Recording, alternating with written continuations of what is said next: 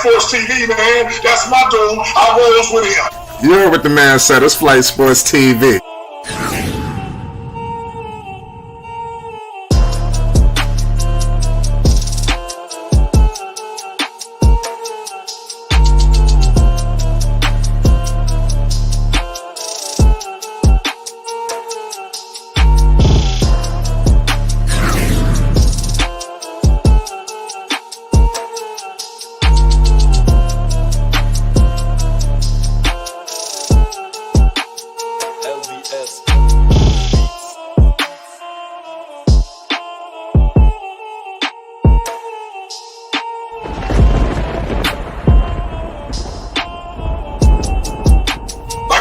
Flight Sports TV, that's where it's at. Flight Sports TV.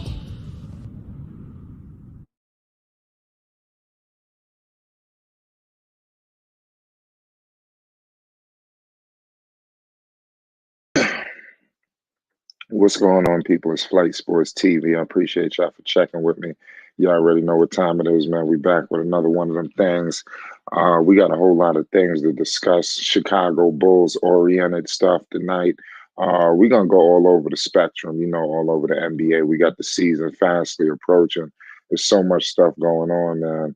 I want to discuss a lot with Chicago, because the Eastern Conference, we all know, is going to be a beast this season. Very deadly, but we got news for the people. Salute to everybody in the chat that rolled in here early. Shout out my man Basil.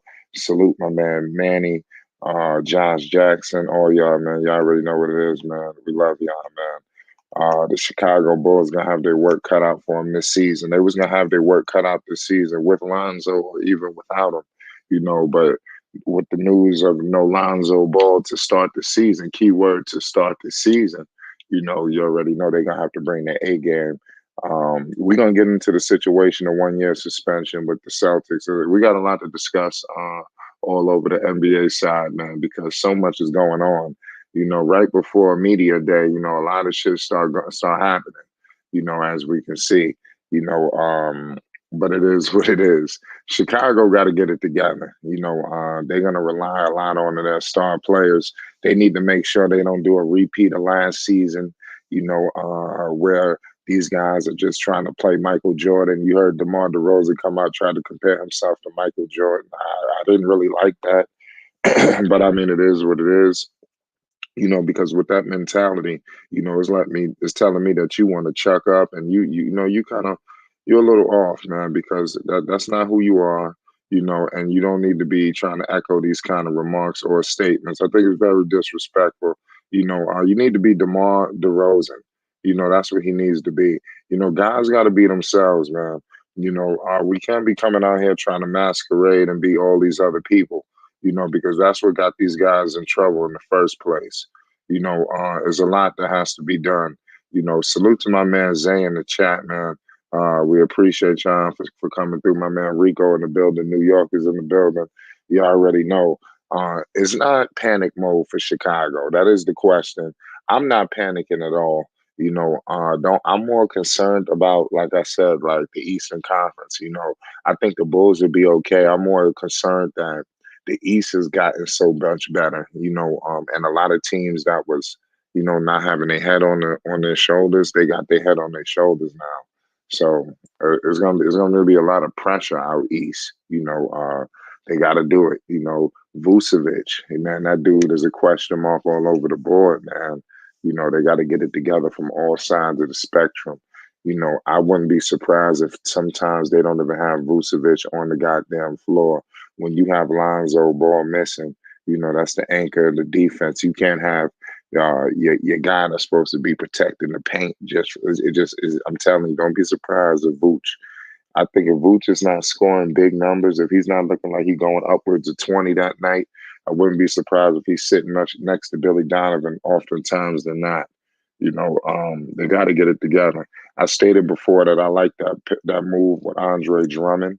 I think him and Patrick Williams is going to work wonders. I'm telling you, don't be surprised if they sit Vucevic down a lot and they're playing those two guys, for the defense, because they give you everything that Vucevic doesn't, but they don't give you the potential that, maybe Patrick Williams does, but I mean, Drummond ain't putting up 20 plus no more.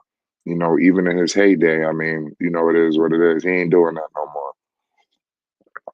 They got their work cut out for him. But there's a lot of good, underlining, things to take away. Salute to Zen Master. My man, he's a Celtics fan. Would definitely like to know your thoughts on the situation today with that band, because that band was crazy. I don't even have all the details. I didn't even dive into it because I didn't plan on reporting on it. So I didn't really. I got so much shit, to look into. I'm not trying to add miscellaneous shit like that on there. But I did, sneak a little eye to it. It looks a little crazy. Everybody talking about it, so it's gonna be hard to miss. Maybe tonight I'll do a deep dive into that situation to really figure out what the hell happened. Because they let him go. I'm trying. That's crazy. NBA cracking down on shit. You ain't gonna be fucking around no more. That's crazy. The Celtics. That's not a good look. What if the Celtics fuck around win a championship? Do they bring him back? You gotta think about shit like that. He put himself in a fucked up situation. You was coming off a good year, and you gonna do that? That's a bad look, man. Why the hell he did that? Why the NBA got involved in that? That's why I'm saying I got to get some details on it. I don't know the whole situation, so excuse me for talking. It might be something crazy. I got to look into it, so I need to stop speaking on that subject. But back to the subject that I do know all about, which is the Chicago Bulls. See Red Nation, they're going to have to stand up this year. Are they better than Brooklyn? I'm not sure about that. Are they better than Philly? They struggle with Philly. We got to remember these things. Philadelphia handed them their ass, all season, last year. They couldn't do nothing with Philly.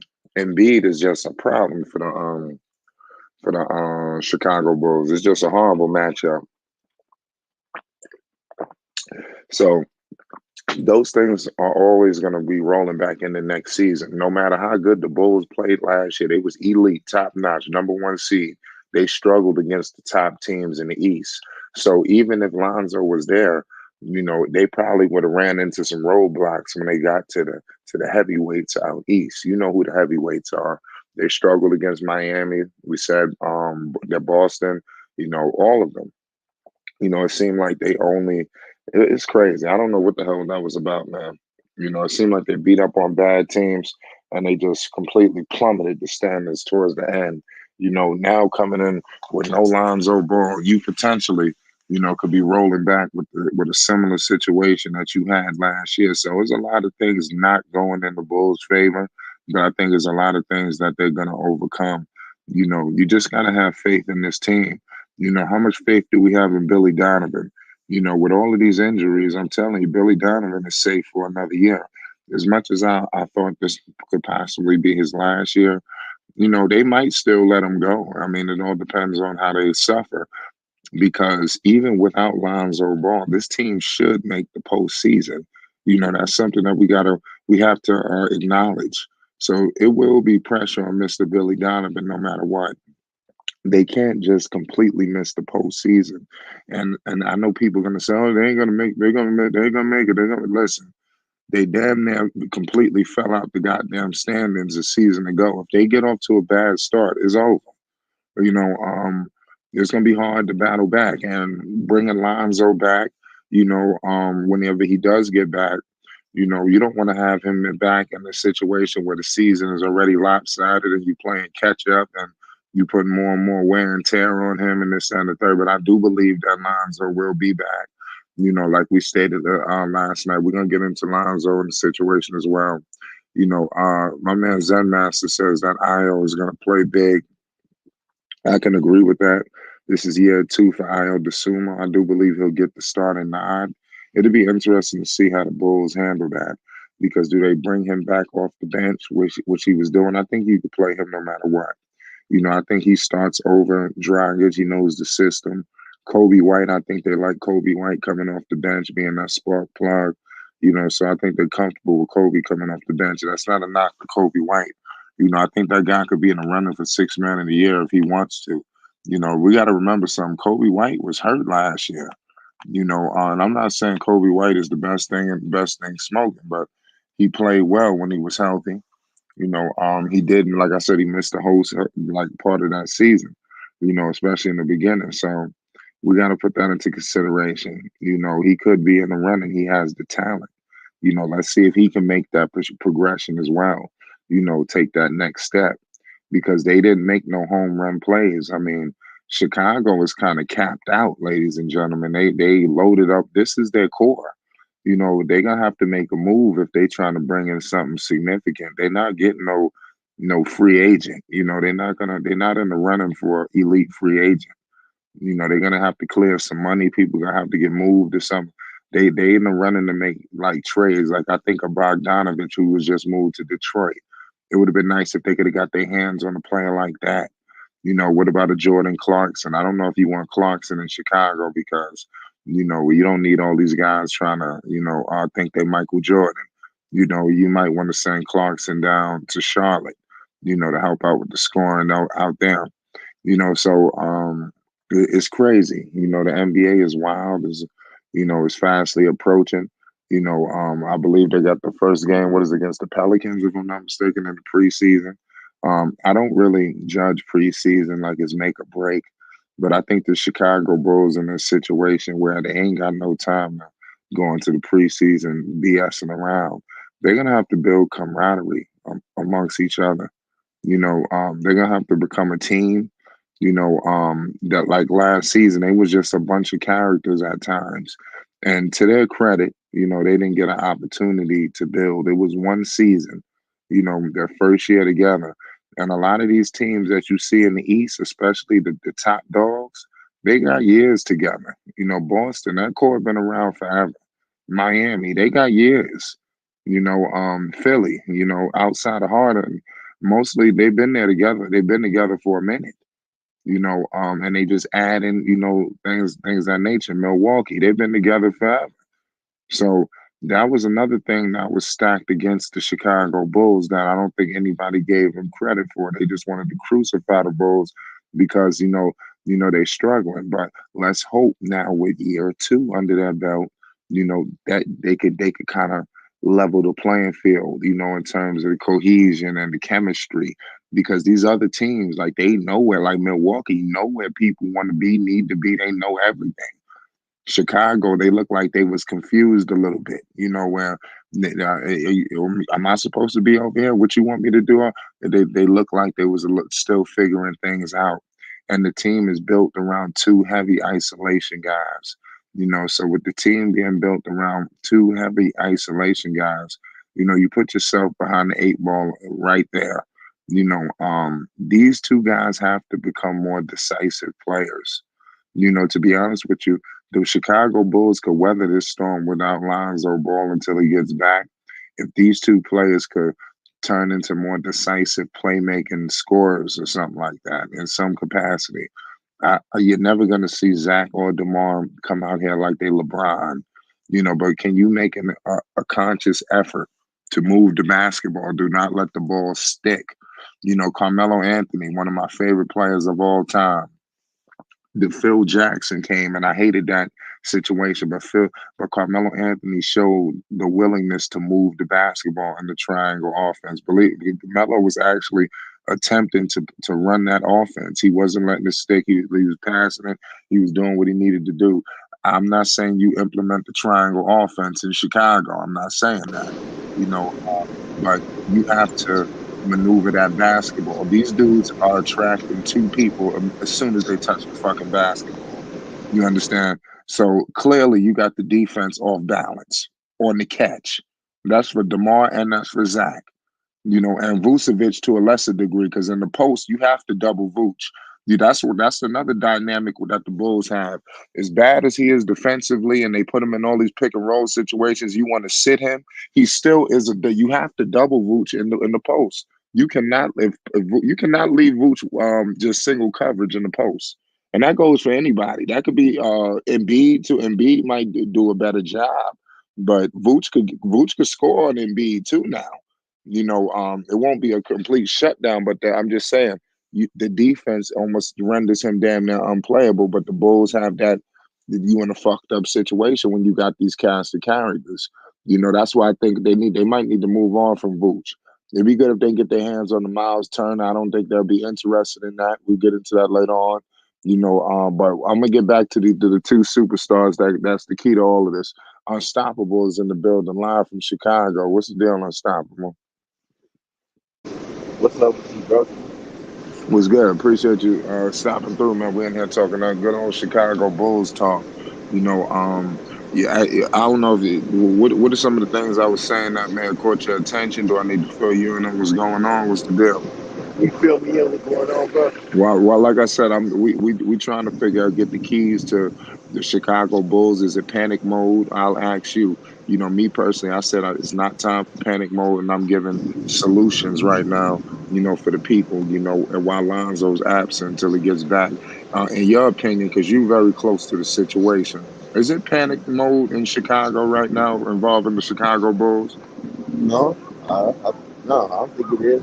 Still got Zach, you still got DeMar, you still got Boots. You know what I'm saying? So you don't feel like they need to make a crazy trade or anything like that? No, no, not, at least not right now. I mean, you know what I'm Yeah, saying? I think they should, it's not they doing should, that. right? They should hold off and wait till you know what I'm saying, to the All Star break. And if the team is not what is not performing, then yeah, I think it's, I think they should do a trade. Even then, I mean, should they panic and trade? I mean, if goes healthy, you know what I'm saying, then they won't be in a situation. So maybe they should just take their L and chuck it off and hope he be if he's gone that long, which I don't think he will be. They should just wait till next season.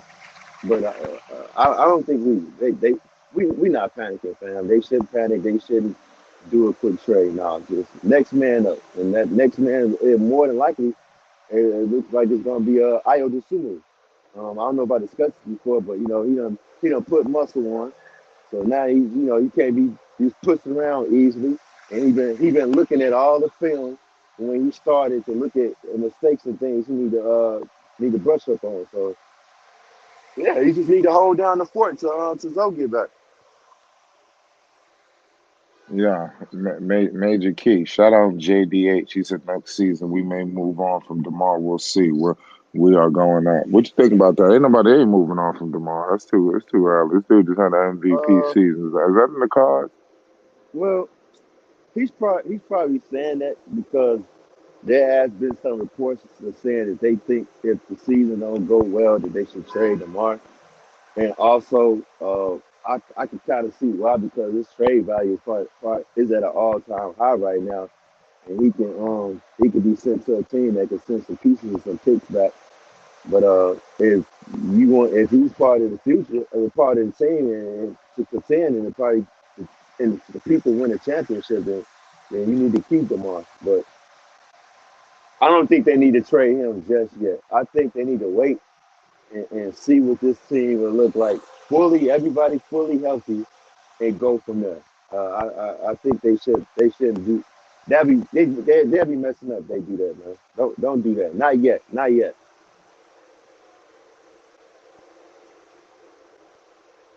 Yeah, you're right about that, man. That shit is crazy. The next season, see, we have good young talent and encourage us just to keep building. Yeah, we good, fam. Let's just wait. Zoe could be back within those. What is it? What was it? 49 weeks? Was it 4 weeks tops? What was it? Like I don't too quite remember.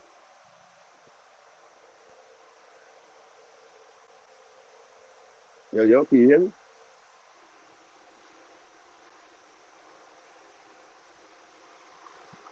Yeah, that shit is crazy. Shout out my man JDH and everybody in the building, man. The bull. Where you think the Bulls gonna rank in the top eight? In the East, like where you see them? Are they a top five seed? Because I thought when healthy with Lonzo, I think that's no question. Let's see what they could do. They had experience with this guy Io DeSuma. I think this is a blessing for him as well. Oh Either they yeah. could, I think he could be a quality backup. Obviously he could be the future if you start to think about it, or this guy could be used in a mega deal.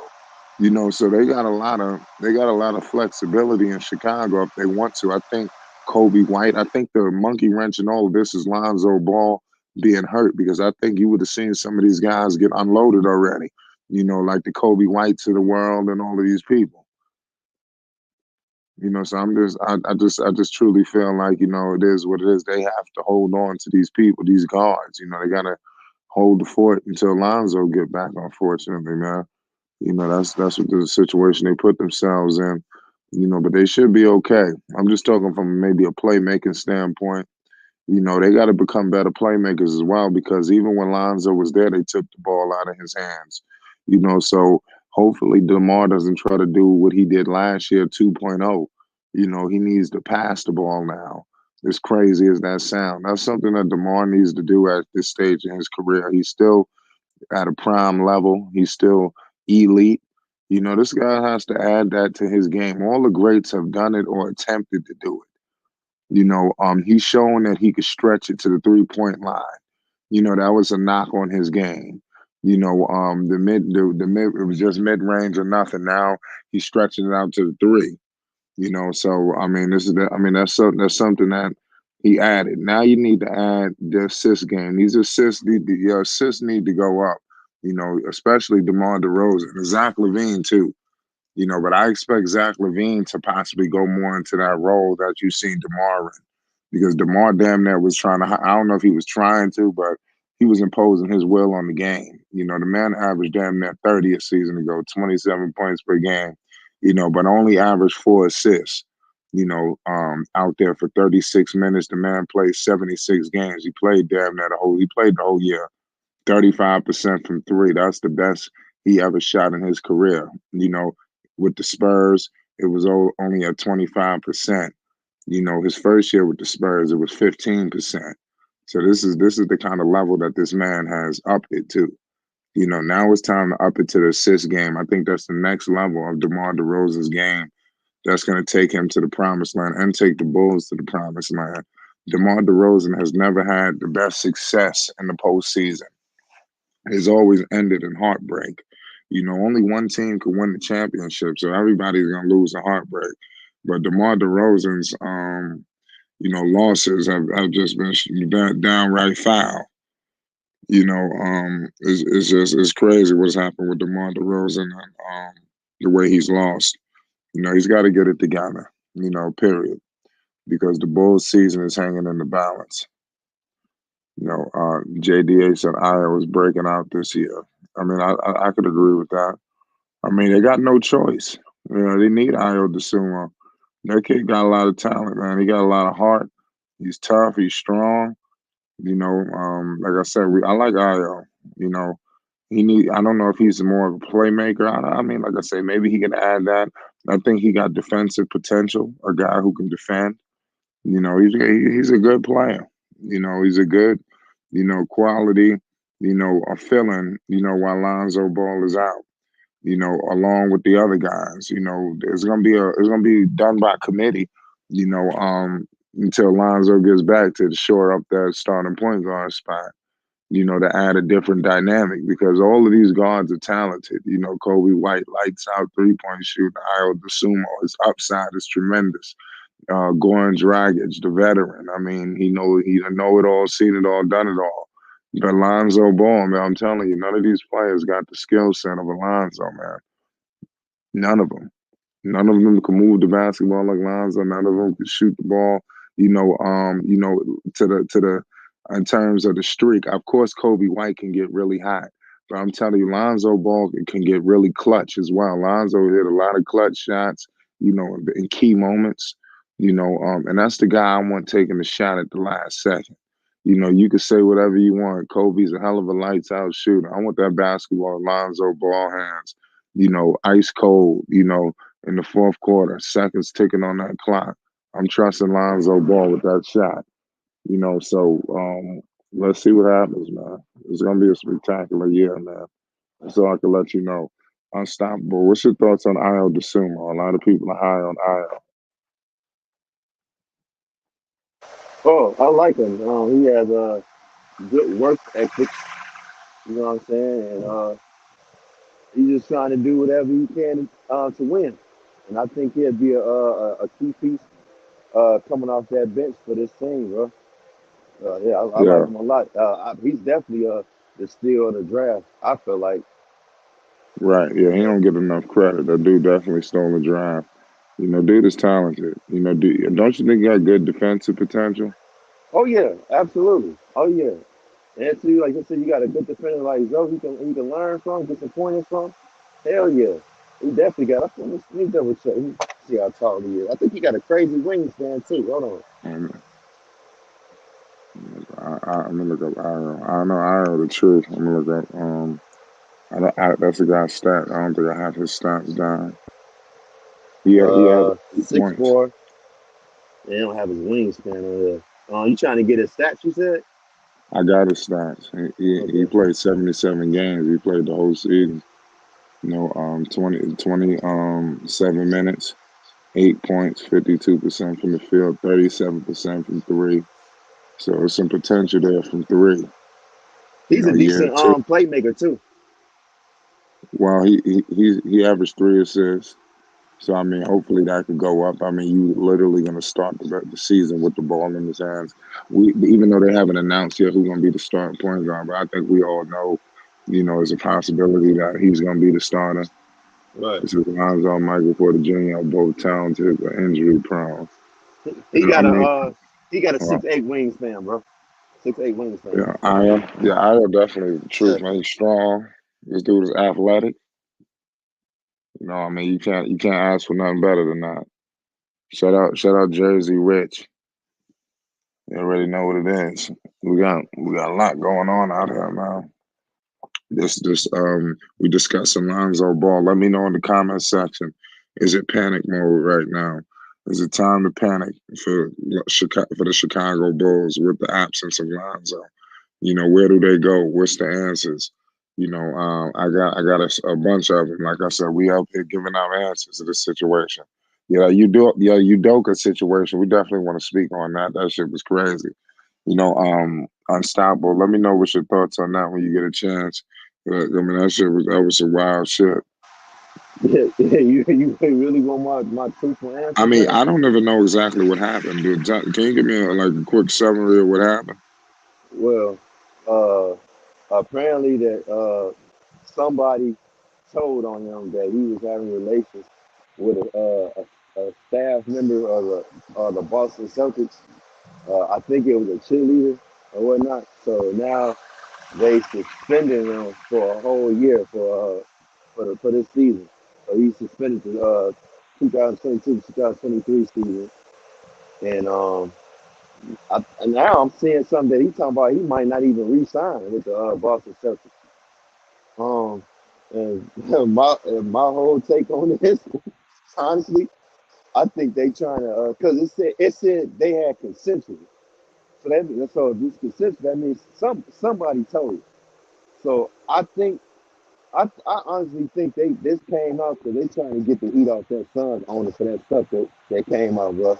That's my honest answer about that. Because if it's consensual, she not telling, he not telling. So Yeah, that's what the just not hell, complicated. So he was what the so hell she is was going so on? he was messing with somebody that worked there. I mean, in the Yeah, front yeah. office. I think she's a cheerleader. She's a cheerleader. Wow. Uh, so Yeah, that's crazy. They I don't know, violating that. bro. CWE. I think she looks Latino to me, bro. She didn't look like she was white. Is he married? Well, he's engaged to Nia Long. Yeah, Being engaged. he's engaged to Nia Long. Yeah, I heard about that. Somebody was telling me about that today. That's why I was like, that shit is wild. They say he engaged. Everybody was talking about that. I was lost when people was telling me. I said, what? That's wild. She engaged to me alone. I mean, shit, things happen now. I got to get more information on that. But it sounds wild. Hopefully, they get that situation rectified. I mean, true. I mean, they kind of did. They said they gonna suspend him for the year, which is, I think that's kind of harsh, but hey, it is what it is. Yeah, you're right about that. So it is what it is. Y'all let me know your thoughts, man. Y'all panicking in Chicago. And let me know what's going on with this Udoka situation. Everybody give me your thoughts. That's wild. Hopefully What, they figure it out.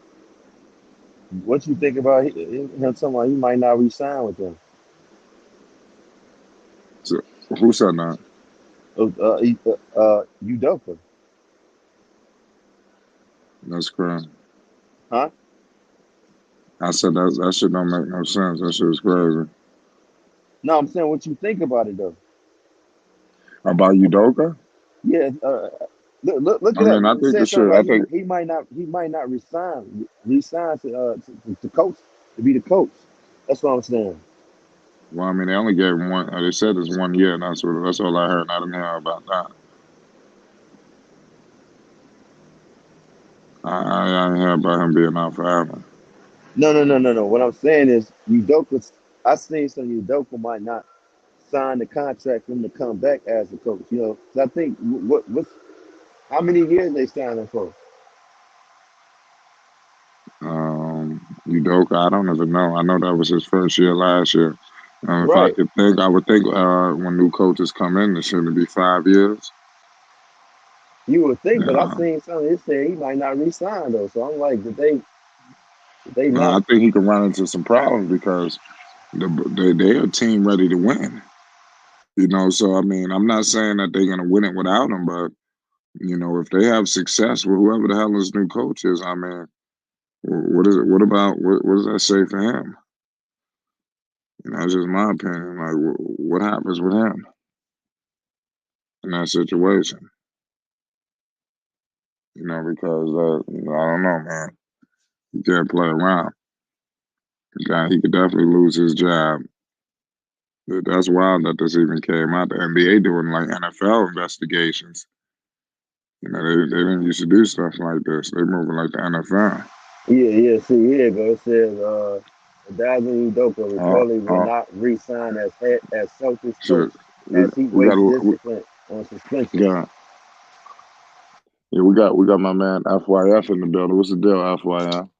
Yo, what up, man?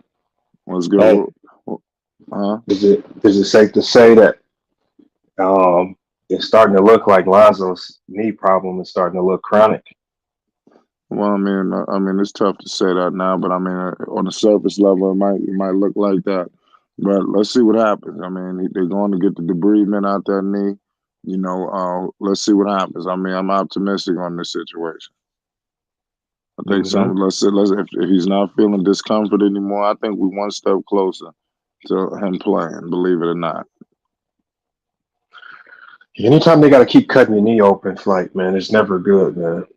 It's never good when you're this young and they keep having to put that knife to your knee and you can't rehab it.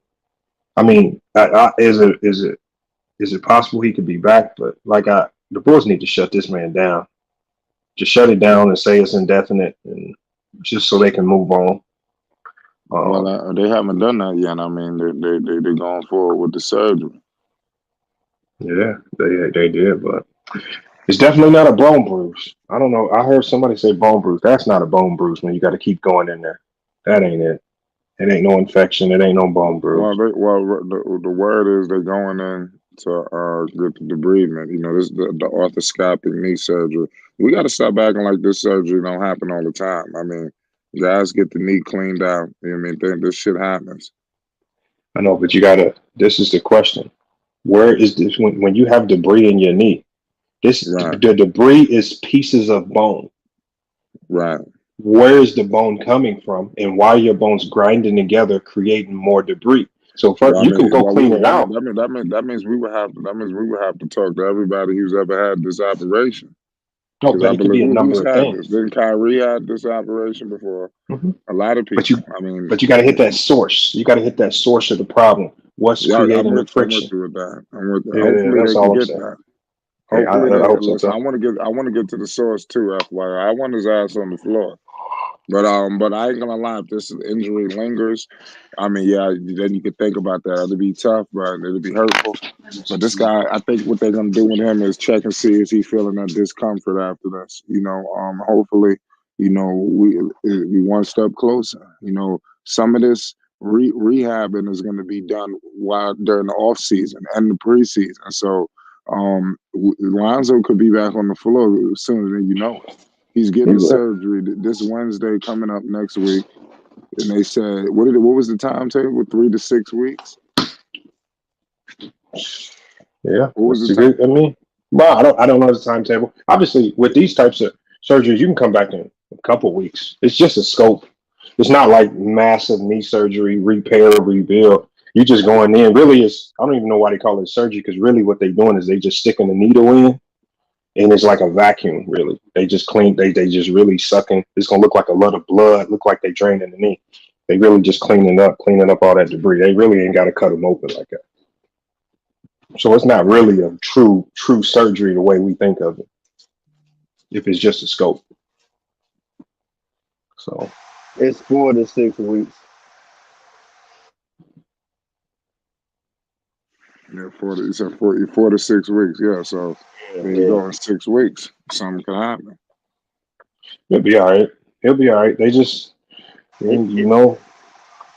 Yeah, they said they going in there to try to figure out why he gets. If I remember right, why he keeps feeling discomfort. But remember, they say 1 minute he's fine, and then the next minute he's feeling discomfort in his knee.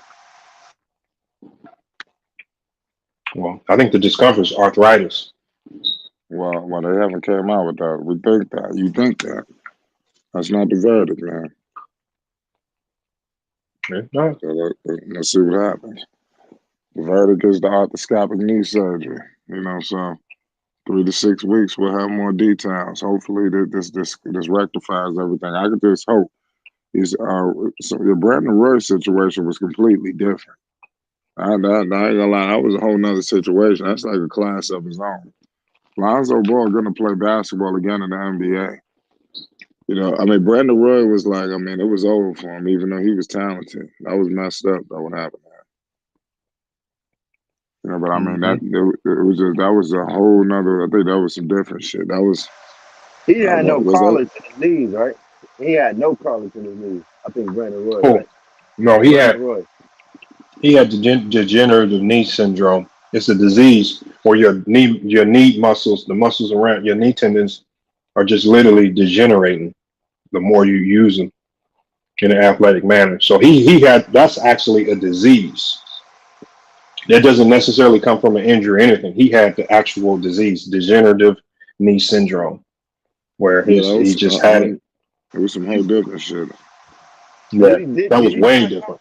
Did he try something like with stem cells? So I know they usually do stuff like that to try to repair it. Even though it's a disease, did he try that or whatnot? He tried PRP, it's platelet replacement. Okay. And he tried that to get it to promote healing. But that's really all you can do when you have that. He tried to come back with Dallas, and it looked good. And then you saw quickly it went back to degenerating on him. He was out. So God just had other plans for Brandon Roy. That's all that was. Yeah, Brandon Roy was the truth, though. Yeah, I think everything gonna work itself out. But Lonzo, man, he's gonna be good, man. I don't think it's not that we need to kill ourselves over. Once the surgery is over, I think you're one step closer. That's all. That's the verdict I came up with. But who needs to step up? FYF on the Bulls. Well, then on the Bulls now is the main thing. Donovan, the coach, what's his name? Donovan. He needs to figure out is if you're going to run the same style offense that you ran last year, who on this team can run the offense in a similar manner that Lonzo ran it so we can be efficient? And I don't think they have that type of talent. He created an offense that can only be ran by Lonzo. So he's going to have to tear his offensive playbook down from the core and come up with something that is compatible with the guards that he has. Because as you guys saw last year, that offense looked like trash without Lonzo running it. So that's on Billy Donovan. He's going to have to get to work. He's a good coach. He can figure it out.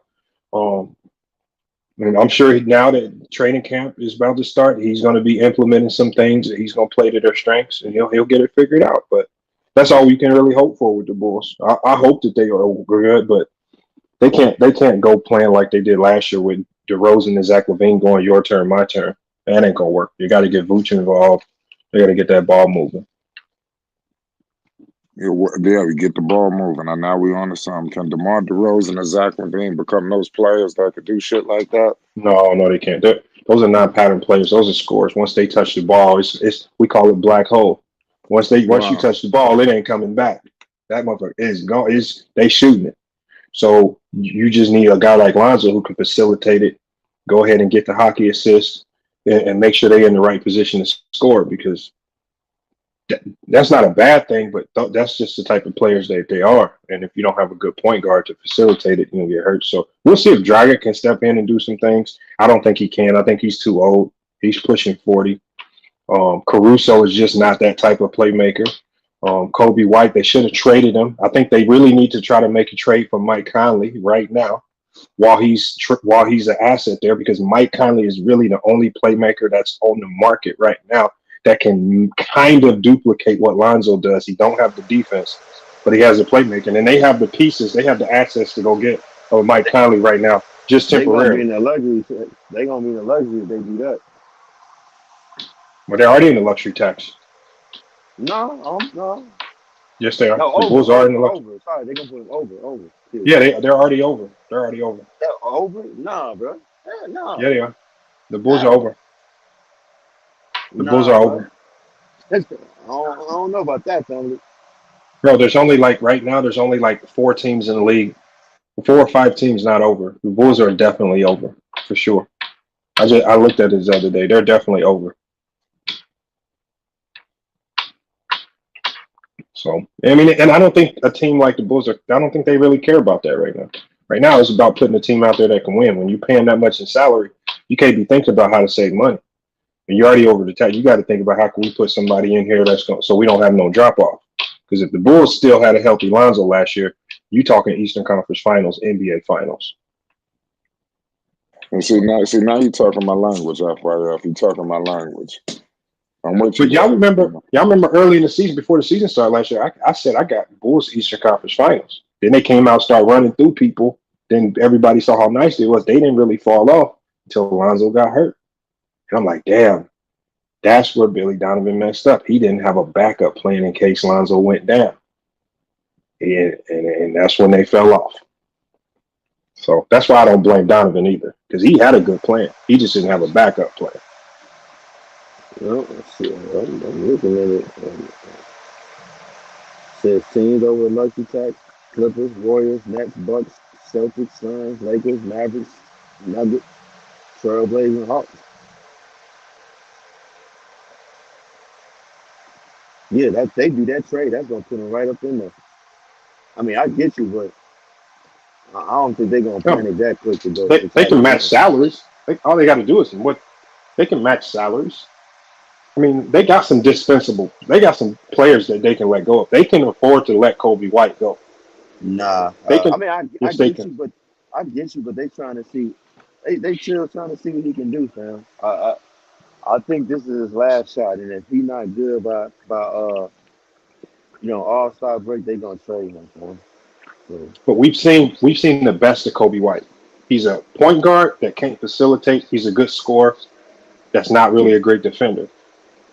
he's really not a point guard, man. They tried that experiment. He's not. He's not a true point. And so this is one of the reasons why he's just in the way. They don't need him on the bench. I mean, he could be a microwave off the bench, man. He could do that. They don't need a microwave off the bench. When you got Caruso and these guys coming off the bench already, you brought in Dragic.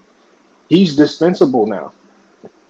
Time to go get pieces you need, man. They need a backup point guard, a true backup point guard that can go and that can start when Lonzo's not there. Dragic, you can't trust Dragic to start and run. What about offense. the Sumo? You don't think Ayo could be that bad? No, he's not ready. No, not if you're trying to win a championship. No. No, bro. I don't know. You need a veteran guy. You need a veteran guy in there that's been to the playoffs, that's seen all of these teams. and defensively, can go in and facilitate and go get the job done, and can make shots. I mean, Conley, when he's healthy, makes close to 40% of his threes. Ayo can't do that. Uh, I don't know. No. Let me go check. I don't know. Let's see. Man, Ayo to me is more like Kobe White than anything because he's looking to score. He's not a facilitator. He's not going to be a great facilitator. Conley is an elite playmaker. let's see. Hold on.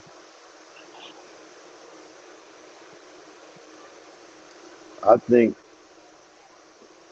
Io can become that player, man. Just I know, but you don't want to bet on become that player. You, you send him to OKC if you want him to develop into that. But right now, we need somebody ready to go. If you Bulls want somebody ready to go get Conley. That's what I believe. Because Lonzo's not coming back no time soon. well, uh, I mean, Conley averaging 5.3 assists. I mean, yeah, that's all I know, right. but the assist numbers. Look at Lonzo's assists. Lonzo averaged only 6 assists Hey, last year, but and he's still a great playmaker. Io 3.3 assists. I mean, that was just his first. You got to see what he do the second year, fam. But No, I but you mean, they, can't none of you can't trust. This is the most difficult position to play in the NBA. Point guard. You got to go get a guy that knows what he's doing. You can't play I around with no feel you. I AO. feel you. Can't play I around feel with you, these bro. young guys. Just go get them. If I the think Bulls that'd really be a want to win, they Destiny go. rule, bro. I think that'd be a Destiny rule. Like they just going too quick. I say, wait till after the wait till after the All Star break, fam. Then that's when you okay. Let's go ahead and make this trade for Mike Conley. You know what I'm saying? I don't If think you they need wait to till do that after the right now. All, Mike Conley might be moved by then. I think And, that's a and risk. That's a risk they willing to take.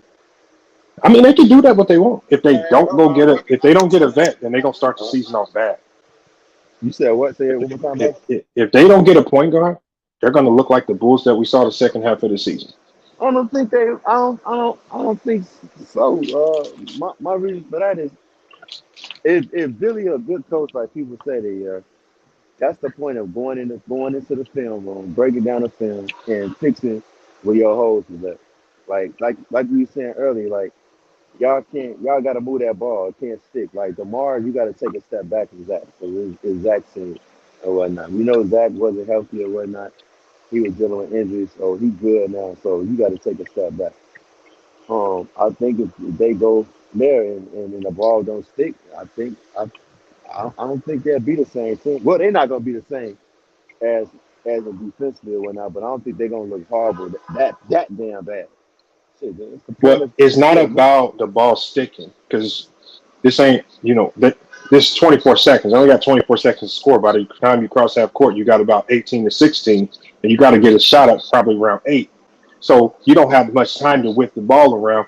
You need a point guard that's going to get guys in spots where they need to be so you can run your action, and you just need to get them in their scoring zones. So when DeRozan or Levine or Vucevic touch the ball, they have the highest percentage of chance to score. That's what you want. And you don't have much time to get it done. If you start bringing in these young guys that don't know what they're doing, it's going to look like a hot mess. And defenses in the NBA are going to blow it up and disrupt it, and you're going to be looking crazy. You don't have time to play around with this point guard position. Any other position, you might be able to try to finesse. But the point guard I, position, you can't finesse it. You cannot fake it. If you send a Pat Beverly out there on you, he will blow that up. He will mess your whole offense up if you got some old young guard out there. So you can't mess around. It's too much at stake for the Bulls to try to play around right now and try to test stuff. you know what I think they thing is? I think that thing is if they can win a championship now, it's a plus. But they really looking a year or two down, 2 to 3 years down the road. So like I said, I think they not worried about that. Man, what's up with you, brother? I don't think they worried about that, bro. I mean, like I said, I get your point. Shit. You make some good points, but this is a contract year for Io too. He in that gym working, looking at film to fix what he needs to fix his game at. I honestly think they just gonna go in there and be like, hey, let's see how this looks. And if it's looking too bad, if Conley's there, and we'll go for him.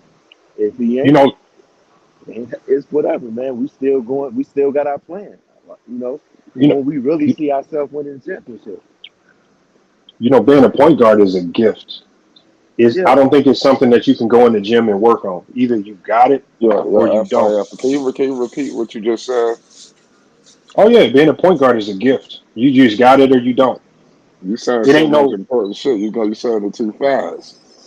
so you can't just go in the gym over the summer and say I'm gonna develop my. It don't work like that. You either got it or you don't got it. This is why Kobe White never looked like a point guard. This is why Ayo doesn't look like. This is why Caruso doesn't look like a true point guard. But you can tell the true point guards because there's a certain feel to their game. There's a certain way they move, and you can identify them quickly. And none of the Bulls guards got it. What Dragic? Dragic's The pushing most out of 40. Do you everybody else. Dragic is Dragic? decisive. He's a guard. He's a point guard. He is. I give him that. But he's getting older, and he's dealt with injuries recently. Conley, a little bit more Yeah, seasoned, a little younger, yeah. higher 3-point shoot field goal percentage. He can actually get in the middle of the lane and make that floater at a high percentage when he needs to. I don't trust Dragic as a starting option on this team. I don't Hey, trust it. hey, free. Lonzo had 1.8 steals, bro. He averaged 1.8 steals. Well, you can't replace his defense. He was the best perimeter defender in the league when he's healthy. No, no, I you mean, can't. You can't. But not at the yeah, point guard position at least. So you can't replace that. But um, the Bulls need to pull the trigger on somebody. nah, they don't, bro. They don't. Not right now. I'm telling you, they don't. Hey, but look, we gonna find out. We either we're gonna be having this conversation like, look, they should have did it, or we're gonna be saying, hey, man, I was wrong. That kid, you know what I'm saying? He doing his thing. He holding it down. We gonna find out. I think Are he you gonna, right? because I think he not gonna disappoint. He a Chicago kid Who? playing for Io. I really think he gonna do better, bro. I think he gonna do better. He gonna hold it down till Zoe get back. I just got that feeling. But we All right. gonna find out. We gonna find out, bro. Yeah, You know, same thing yeah. with Kobe I White. believe in him. Same thing with No, Kobe.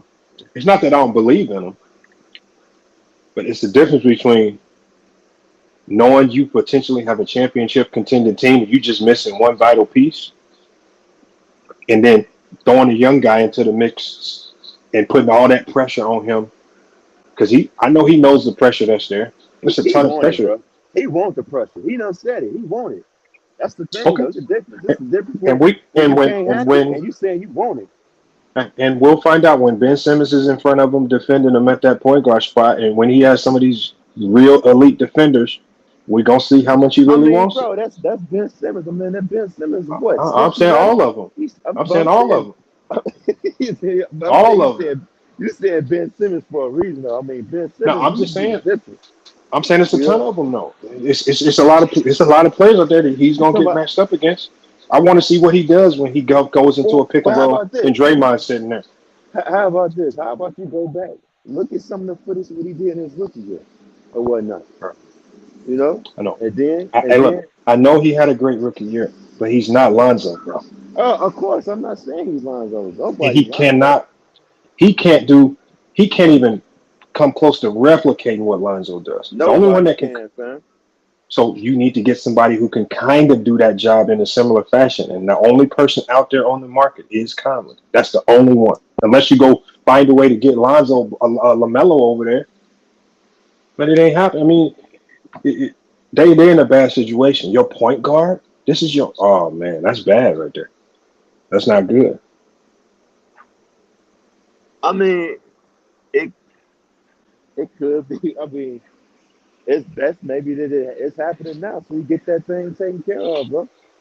And you miss Yeah. them, and you miss them beginning of the season, and you get them at the end, so he'll be healthy for the playoffs.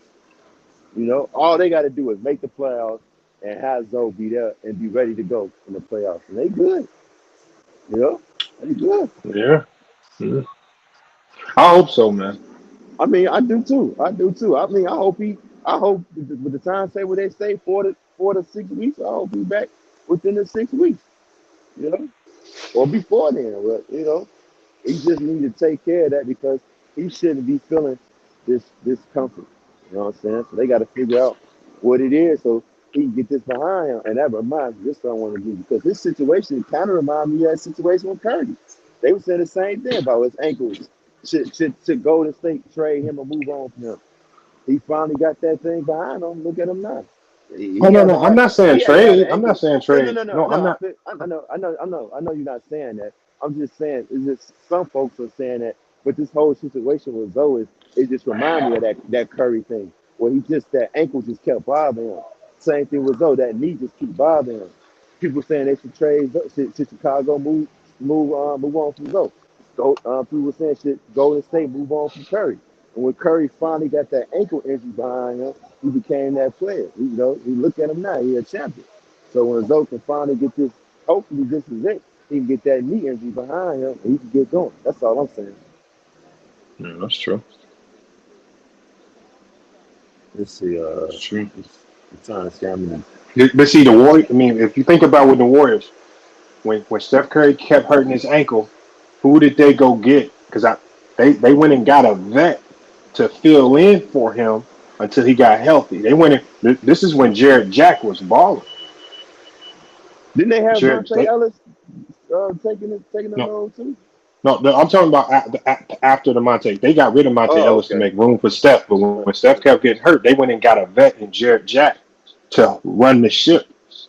He Right, can't yeah. be Steph, but he Yeah. held the fort down until Steph came back. They went and got a vet. Right. So you gotta just go find something temporarily. Because man, I don't know if Shit. Is Rondo still available? oh hell no, don't get Rondo. Hell no, Why you supposed to throw Rondo, bro? bro, because you don't want to bring no locker room cancers in there. He got No, locker don't room do that. cancer? No, not No, bro, he a Rondo, head bro. case right now. No, man. No, He's bro. a head case right now. Rondo old school, fam. He ain't taking no bullshit. He kinda like Jimmy Butler, fam. He gonna call it like it is. If you working, you good. And He and, cool with you. If you and ain't his doing your job, defense, you got a problem. but his defense completely fell off. I think the last year he Yeah, played, he was yeah. like the worst in the NBA in defensively. Just like horrible. So yeah, I don't know. I can't trust him.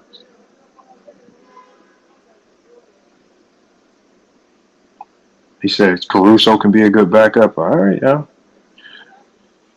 Oh, All what right. do you think about Caruso? What do you think about him? Uh, Caruso's a good energy guy. He gonna I make don't, them plays. He gonna get them steals in transition and get the crowd going crazy. But when it's time, when it gets to crunch time, and it's a close game, and you got to get into the half court and really make some shit shake against a good defense, I don't want Caruso with the damn ball. There you go, Alpha. I have to take the suit on. Pause. But I, I'm just saying. So but you know crazy that fight. too. But Flight, you know that too. Do you really trust Caruso or Ayo if it's a minute left in the game? You playing the Brooklyn Nets. You got Kyrie going bananas. You got to worry about KD still. You really want the ball in Goran Dragic hands or Caruso or Ayo, and you really trusting them to make plays to win?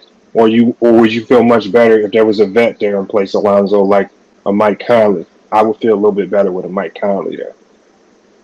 So, I don't know, cause uh, Buddy gonna want to pick. I ain't giving him no pick. Forget that, man. You want to pick, want some players? I don't know, man. That's no Mike Conley, bro. yeah, I mean, I And don't know.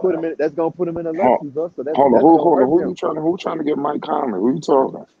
No, he's saying we should trade. The I said the Chicago should Bulls should trade to get trade Mike for. Conley. Yeah, they should Why? trade for him. Who you giving up? Let me look at their roster real quick. I can tell you exactly who they could. I would give up for Conley. And that's gonna put them right over the luxury tax. I'm telling you, Bro, they're already in the luxury tax. they're not. They're not, bro. I just looked it up. They're not. They avoided the luxury tax. That's why they ain't get nobody. They barely made it.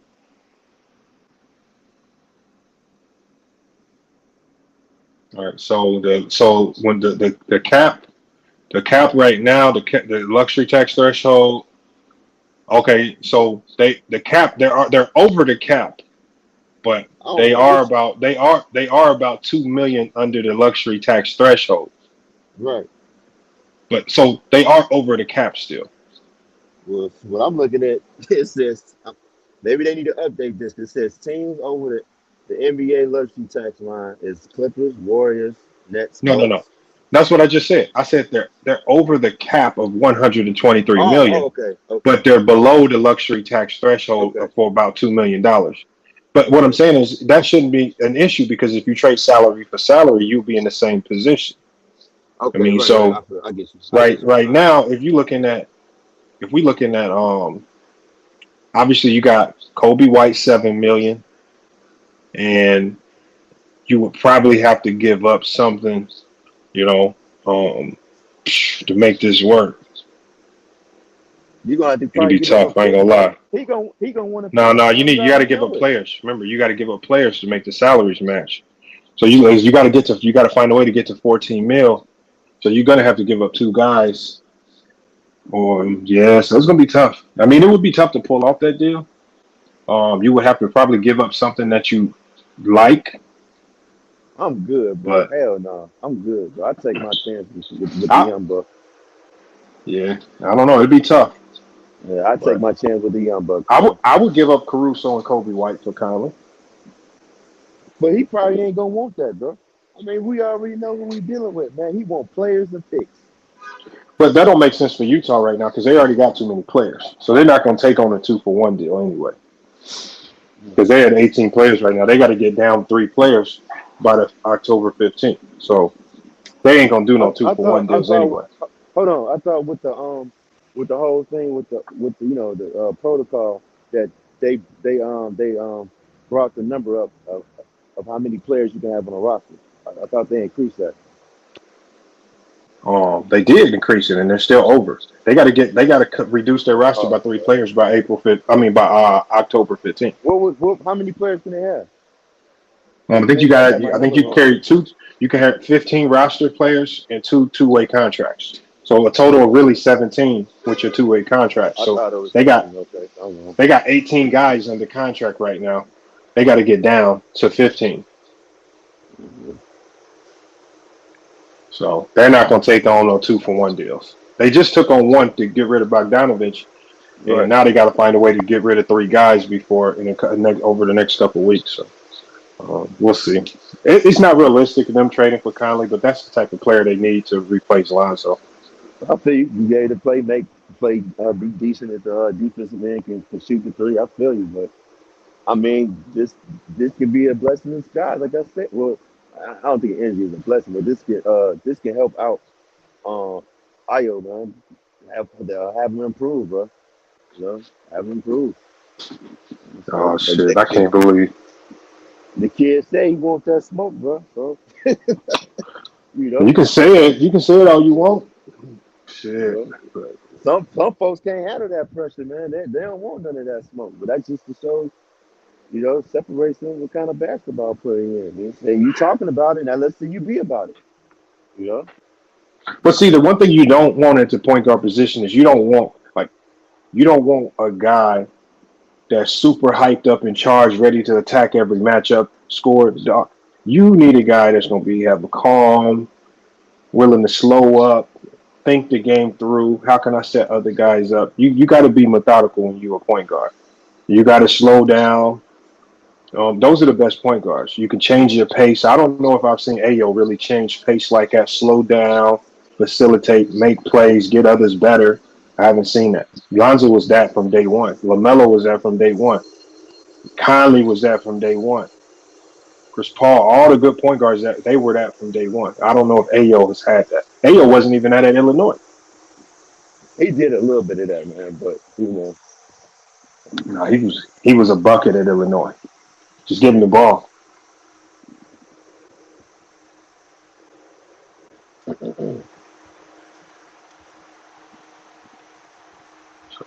well, Yeah, on to the shut next. up, Bears. It said Nuggets winning 55 games. I don't know about that.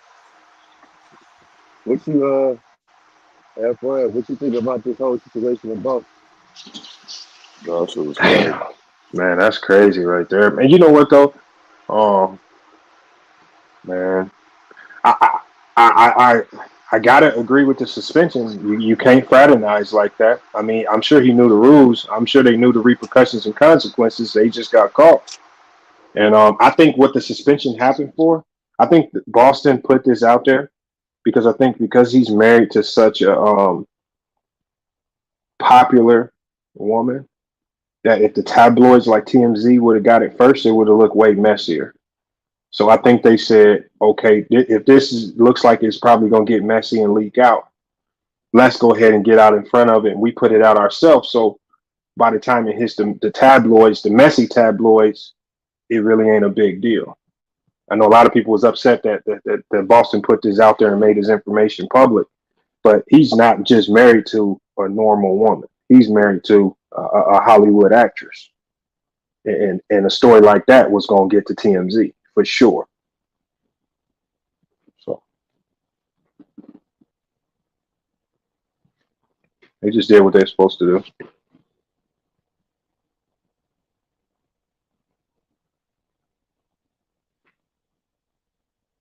What'd you say, FYI?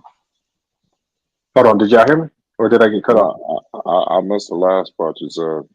Oh no, I'm just saying. I just think that I just think the Celtics knew that because he's married to a Hollywood actress, they had to get ahead of the story and do something about it so it don't get messy later on. Because the tabloids would have got this and just made it messy, and so they just went and got ahead of it. It's not going to be a non. It's going to be a non-issue going forward, and it was definitely a violation. Every team in the NBA has this policy. Every team in the NBA has this policy. Um, Remember, we've seen it in college basketball with women all the time, where sometimes women coaches will be messing with players, even though they like grad assistants and stuff, or coaches. They know that you can't do it, man. Not in a team setting. It's always been a big no. But most of the time, you just get fired. When I've seen it happen in college, you just get fired. It ain't no suspension. You just up out of there. That's all it is. We got my man Marvin in the building. We got Uncle Vern just came through. We're in here. We got Unstoppable. We got the legend FYF Sports Debates in here. We're in here discussing all kind of various topics. Shit is crazy. What's the deal, Marvin? What's the deal, Uncle Vern? All right, what's good, Flag? What's good? What's good, Marv? Hey, what's good, FYF? What's good? What up, man? Hey, what's going on, chat? What's going on, paddle? Hey, FYF, I agree with you, boy. That young man out there in Boston, man, he brought to a certain extent, he brought it on himself, man. The NBA is going to cut down on a lot of things. They got to start with a lot of people. They're going to start with the owners, going down to the players, all the way down to the cheerleaders, all the way down to the bus drivers. These people they tighten ship up on a lot of things that's going on in the NBA now. I agree with you. That was he got off real lenient with that right there. But Mm-hmm. I don't think he's gonna come back. What I think though, I don't think he'll come back to Boston anyway. He's a hell of a good coach, and he can go anywhere in the league and coach. So that might be a blessing in disguise because maybe it wasn't meant for him to be in Boston. Maybe No, he said he's staying. He said he's staying. yeah. Maybe it's meant for him to be somewhere else. Some people then again, if the marriage don't work out, maybe that's a blessing in disguise because he wasn't being truthful or faithful to it anyway. All things work out for the good sometimes. You gotta look at it like that. But yeah, that's the way it is. I like the way Boston handled that situation. Yeah, I like the way they handled that. And you're right too. They handled it just like that because they did it would have got out of order. It got real bad. Mm-hmm. It got messy. Yeah, real messy. Like if they would have suspended him and like we suspended, like he's stepping away for personal reasons, and they would have kept it secret, Right. and then the tabloids would have got a hold of it because they, if they, how they are, they find everything out. Right. Somebody leaked something out to TMZ or something, and they start running with the story. Then they're gonna have to come out with a new story as to why they wasn't truthful with it up front, and then they're gonna have to explain some other stuff. So just come on out with it. Can't nobody else expose you on it. It's over with now. Right. We'll move on. Yeah. Yeah. It's the way it is. Yeah. What's going on, Marvin? What's up, fella? I'm just sitting here listening. I've been listening to FYF and Unstoppable going back and forth. Right. Yeah, me FYF, too. I almost totally disagree with you. Not necessarily On what? totally. We all On what? know we need a true point guard. True that. But learning from last year is definitely going to help. That's one thing. The addition of Patrick Williams being healthy is going to help. The addition of the additions that we picked up is going to help. Now, I want to dispute your situation about Conley. The Bulls are not getting Conley. No, I know they're not. They're not going to get him. It was just hypothetical.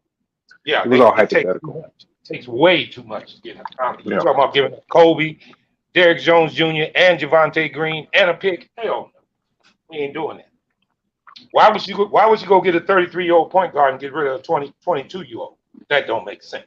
No, I just saying they need to get somebody in there who can replicate what Lonzo I does. agree with you. But they banking on Lonzo being back in time to help the team, and Goran and Io holding the fort down till he get there. Now, I know it's tough in the East. We all know that. But they got it. Listen, if you didn't learn from last year, then that means Billy's not doing his job. I didn't stated it 50 times. This is more pressure on Billy than anybody on the team. He's got to learn how to mesh this team together and make it work. With this team, without Lonzo, they still damn good. Damn good. He needs to find a way to make it work. I suggested earlier in a different chat, on a different channel, that he needs to implement Patrick Williams' ball handling a whole lot more. He needs to bring the ball up the court a lot more. He creates Patrick Williams? Yes, he creates mismatch. Yes, and you will see it happen. In transition. In transition, yes, but not in the half court. I'm talking about after a made basket. Nope. No, hell no. Yes. I'm telling you right now, that's going to be in their offense, and the reason being because his handle is better than a whole lot better than most people who guards him. He can handle the ball very well, and you can create mismatches with him. Plus, you take a lot of pressure off of Io. The whole key to this thing is just holding the fort down until Lonzo get back. And I'm not just saying that in a sense, even if he don't come back. Last year was not exactly, but it was what was needed if this happens for us this year. He was hurt. Billy did not make the proper adjustments. The players didn't play good enough either. So now that you know this, there's no damn excuses. You need to come out and show your worth and play better. They need to play better. Injuries happen in this league. We all know that. So I can't say anything about that. But the Bulls are not dying because he's gone. No, they're not. They got more than enough help to finish this thing off. They look like they was dying last year. Yeah, they were dying last year because of the play that, it was a spur of the moment thing when he got hurt. And Billy didn't know how to adjust to it. He started letting DeMar just do whatever, and he started raising the minutes on all of them. By the time the end of the year came, they was dead. They was dead tired. Now he's got help. Vooch was dead tired. DeMar was dead tired. Now he's got help. And Io was tired. He played the most games of the Bulls last year. Well, once you took Io out, Kobe's not a point guard. We were hurting there. You can say that Goran is 30-some-odd years old. Goran is a true point guard. We're not looking for his scoring. We're looking for his leadership. We don't need him scoring. We don't need Lonzo scoring a lot. We just need his leadership. And if he gives us that and make sure everybody's in the right place, he gives us partial of what Lonzo does. Now, he's not the defender. I know that. But you make up with that by having a better bench, by rebounding the ball better, by getting offensive rebounds. There's a lot of ways to make up when you lose a player, especially when you then added things on your team to make sure you can make up, meaning the Bulls were last in the NBA in offensive rebounding. I don't think that's happening this year with Drummond on the team. The Bulls were second to last in defensive rebounds. That's not happening this year with Drummond on the team. Those extra possessions mean a lot. The Bulls were not a good second chance team. They were the worst in the league. Now, when Lonzo is there, come on, we all know that. But I'm not talking about that because he's not. So all I'm going to say is this. I can understand everybody's sentiment of why the Bulls shouldn't be this and be that. Well, I'm going to give you a reason why they should. Because they went through it last year. And if it don't get better, then Billy Donovan's ass is on the line. Real simple. It's real simple. When you get a chance to experience something 1 year, you come back the next year doing the same damn thing, you don't deserve your job. You know that, and everybody else knows that. So here's the deal. agree. Billy is, I said it even before Lonzo got hurt. I mean, before he was said he's gonna have this surgery. It's still on Billy. With the talent that's on this team, there is no first round exits no more, and you get a bye. No, I don't give a damn if Lonzo is not there. You experienced almost 50 games last year without him. You can do it, and you need to do it, or else your job is gone. Real simple. Well, I wouldn't say that. I'm gonna say this. It all depends on how they play, how he's coaching, if he's controlling the team, if he didn't change this offense. And I'm telling you right now, FYI, mark my word, Patrick Williams will bring the ball up the court at least 5 to 6 times a game from now on, after made shots. Now, mark my words when I'm telling you this, but he will. And if you didn't see him play against Minnesota last year when he brought the ball up, then you didn't see him. But that was just that right there. As a matter of fact, that Minnesota game is what turned the corner for him. After that, because he only played 17 games, Well, but he played well, the season. I did say that. My thing is Billy Donovan.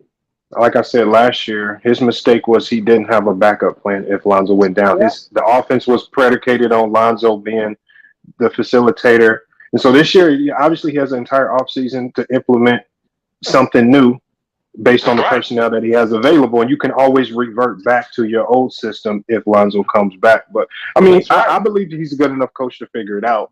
I'm just saying, my thing was the only way he can proceed, if he doesn't make any changes, the only way he's going to have any success is if he really goes out there and makes a move to get a guard that can really do what Lonzo does to some degree. But as constructed, this roster can't operate like they were last year. No, it's never. They got to rework that offense. They need to run a different offense. It's never going to be the same without Lonzo. We all know that. But here's the deal: the Bulls are not picking up nobody until the trade deadline. They're not. I heard you say we was in the salary cap. We not. We are over. We are. I mean, we was in the luxury tax. We not. We are all over the salary cap. Yes, we are. But most teams are. That's not an issue. The difference is that we didn't go in the luxury tax. Yeah, you're under the luxury threshold. Yeah. Which gives us a chance to make moves at the trade deadline. But that Conley deal, I didn't like it when people started talking about it. I don't want no 33-year-old point guard and then give up Kobe at 20, 22, 23. Hell no. And they talking about Derrick Jones and Devontae Green. Oh, hell no. I ain't giving all that up for him. He ain't going to play number 2 more damn years. Then what you going to do? I don't do that. What you do is this. You got a young point guard in his second year. His name is Ayo Dosunmu. He played 67 or 68 games last year in total. He started almost 50 of those games. If he can't give us 8 points, 5 assists, and 2 rebounds, then we don't need him. And that's all we need from him. If we get 8 from him, 6 from Goran, that's 14. We get 3 assists from Goran and 5 from Ayo, that's 8. That's Lonzo Ball, brother. Oh, and then not only that, that's 2 players. Nobody's real tired. Mark, is what I'm saying. There's no numbers can replace what Lonzo does late game. Listen, I'm not saying that. Now, if the question was Lonzo, in which I don't even want to bring him up no more. What we have to do is adjust to who we have on the floor. We need to make better shots, and I believe, and I'm telling you this, the difference in the Bulls, rebounding. When we're not shooting well, we won't just be giving up an easy defensive rebound no more. We're going to be offensive rebounding the ball this year, which is going to cause problems to other teams. The Bulls have one of the deepest teams in the league without Lonzo Ball. You know that. Yeah, I know. It doesn't look like that. No, I don't know. I don't know if they're the deepest no anymore. I said one of. We're not the deepest. One of. With Lonzo, I believe we are the deepest. But without him, I mean, that's a key loss. I tell people that all the time. You lose your number 1 point guard, you lose one of your arms down there. You need somebody to come in to take up that slack, and I mean do it well. And I'm telling you the difference from this year and last year is after Ayo, we had nobody but Caruso or either Kobe White. And Caruso is okay at the point, but he's not a point. Kobe is not a point either. We're trying to make him into a point. But Goran is a true point guard, a true point guard. And we don't need 30 points from him. We need point guard play from him. So, and that's another thing that's been brought up. Who's going to start? A lot of people say Io. A lot of people say Goran. Some people say Caruso. Hey, Bob, Me, myself, Bob, yeah. well, can I ask you a question? Because it go right back to what Lamont was saying, and it kind of makes sense what Lamont was saying too. Okay, those same people you just mentioned there with those three players that you need to get that you have to get rid of to get what's his name that's out there in Houston, Conley. out there in Utah, that guard, get that Conley. In order They're to not get getting him. him, but Those go ahead. three players right there, them players really ain't doing nothing for the Bulls. They No. they expendable. Wait. Would you Hold up, Vern. Hold up, Vern. You can say that because of the positions they played last year. They all three of them played out of position last year. Jerry Jones Jr. is not a center. He played almost 75% of the time for the Bulls at center last year. And he wasn't all that with Miami. Go ahead. All right, well, let me say that. Hold up. Javonte Green is not a power forward. He played 100% of the time. No, I would say 98% of the time at power forward. He's not a power forward. Prospect. But he's not a power forward. He was totally outmatched. But he held his own. But when you put him in their right positions and put the right players around them, they become better. The difference in this team this year, hopefully, than last year, is we stay healthy. Now, we ain't starting off good with this Lonzo Ball shit. Right. But the rest of the team, the big key to a lot of this is Lonzo Ball was out he only played 5 games total last year with Patrick Williams. Well, he's only played 5 games total in his career with Patrick Williams. And see, Marvin, not cutting you off again because I don't want to cut you off. But that's Lamont's point. His point is what messed him up was they didn't have no experience. These players, the 3 players you talk about, ain't got no experience. They can't even help the Bulls in the next 5 or 6 years like Conley can. Conley could have helped. Hold on. When Lonzo was gone, Conley could have changed that whole situation. You're not pulling it, but Vern, you don't pull the trigger for a 32-year-old point guard to get rid of 3 players and a draft pick. It don't make sense. We'll just wait till next year if we have to do that, brother. Or we wait till the trade deadline. Why would you do that on a knee-jerk reaction? Wait till the trade deadline. You wait till the trade deadline, you address it that way, man. Listen, here's the deal. Just like if the Bulls wanted to do something last year at the trade deadline, they were a half game out of first. A lot of people take a pay cut to come to a winning club, guys. A lot of guys. And if you're looking for somebody like a Bledsoe, well, I'm not even thinking of that because I'm banking on Lonzo coming back, and if he isn't, the organization to make the decisions they need to make. I don't go on them routes. I don't go in, we need to bring in this player, we need to bring in that player. I don't believe in that. That's just like Bogdanovich. I never felt the Bulls should have got him. We don't need him. His contract is too damn high for one. And we don't need another player like that. We need more help at point guard than anything right now. Like FYSF. I agree totally. But do we need help at the point guard position? Is Io? I mean, Io is more of a question, can he? Or it's more of a question of he will, because he played last year. Now, he averaged, what was it? I think he averaged 11 points last year or 11 points in a rookie year. Now, you're supposed to progress. And we don't need him scoring 15 to 6. We need him running the offense. And I think this is another thing too, FYF and the rest of the guys. The Bulls won't have to rely on this point guard position as much because the bench is deeper, because we have more players, meaning you run different offenses, including, as much as we hated DeRozan bringing the ball up, he's going to have that responsibility. It's time to let Zach bring it up. Listen, if you don't have your point guard, you need to plug and play which way you need it done, if it works. And another thing, the Bulls were one of the best small ball lineups in the NBA last year. This might come into play. I'm just saying, there's so many ways Billy can look at this, but he need to get the job done. Real simple. At least y'all didn't sign Dennis Smith Jr. We got him? Yeah, right. What's wrong with Dennis Smith Jr.? What's going on? What's going on, Purple? Don't be hating on Dennis Smith Purple, Jr. baby. Hey, What do you Man, mean? The Bulls wasn't Purple Baby. The Bulls were never looking at Dennis Smith Jr. I know that, and that's a good thing. no, Dennis Smith Jr., man, he just been put in the wrong situation. Man. That kid can play. He got talent. He just ain't got Well, a lot of brains. hey, no, you know what happened? He ended up on the Knicks organization at the wrong time. One more thing before you guys get going. To my point about Patrick Williams. Remember this, guys. I'm telling y'all this now. Last year in the playoffs, did you notice how many times he brought the ball up? I don't know if you did. You know what he averaged in the playoffs against Giannis, right? These were when he was finally getting back in shape and coming around. Late in the year, listen, and here's another thing, guys. Patrick Williams only shot double figures in shots 5 times in his career.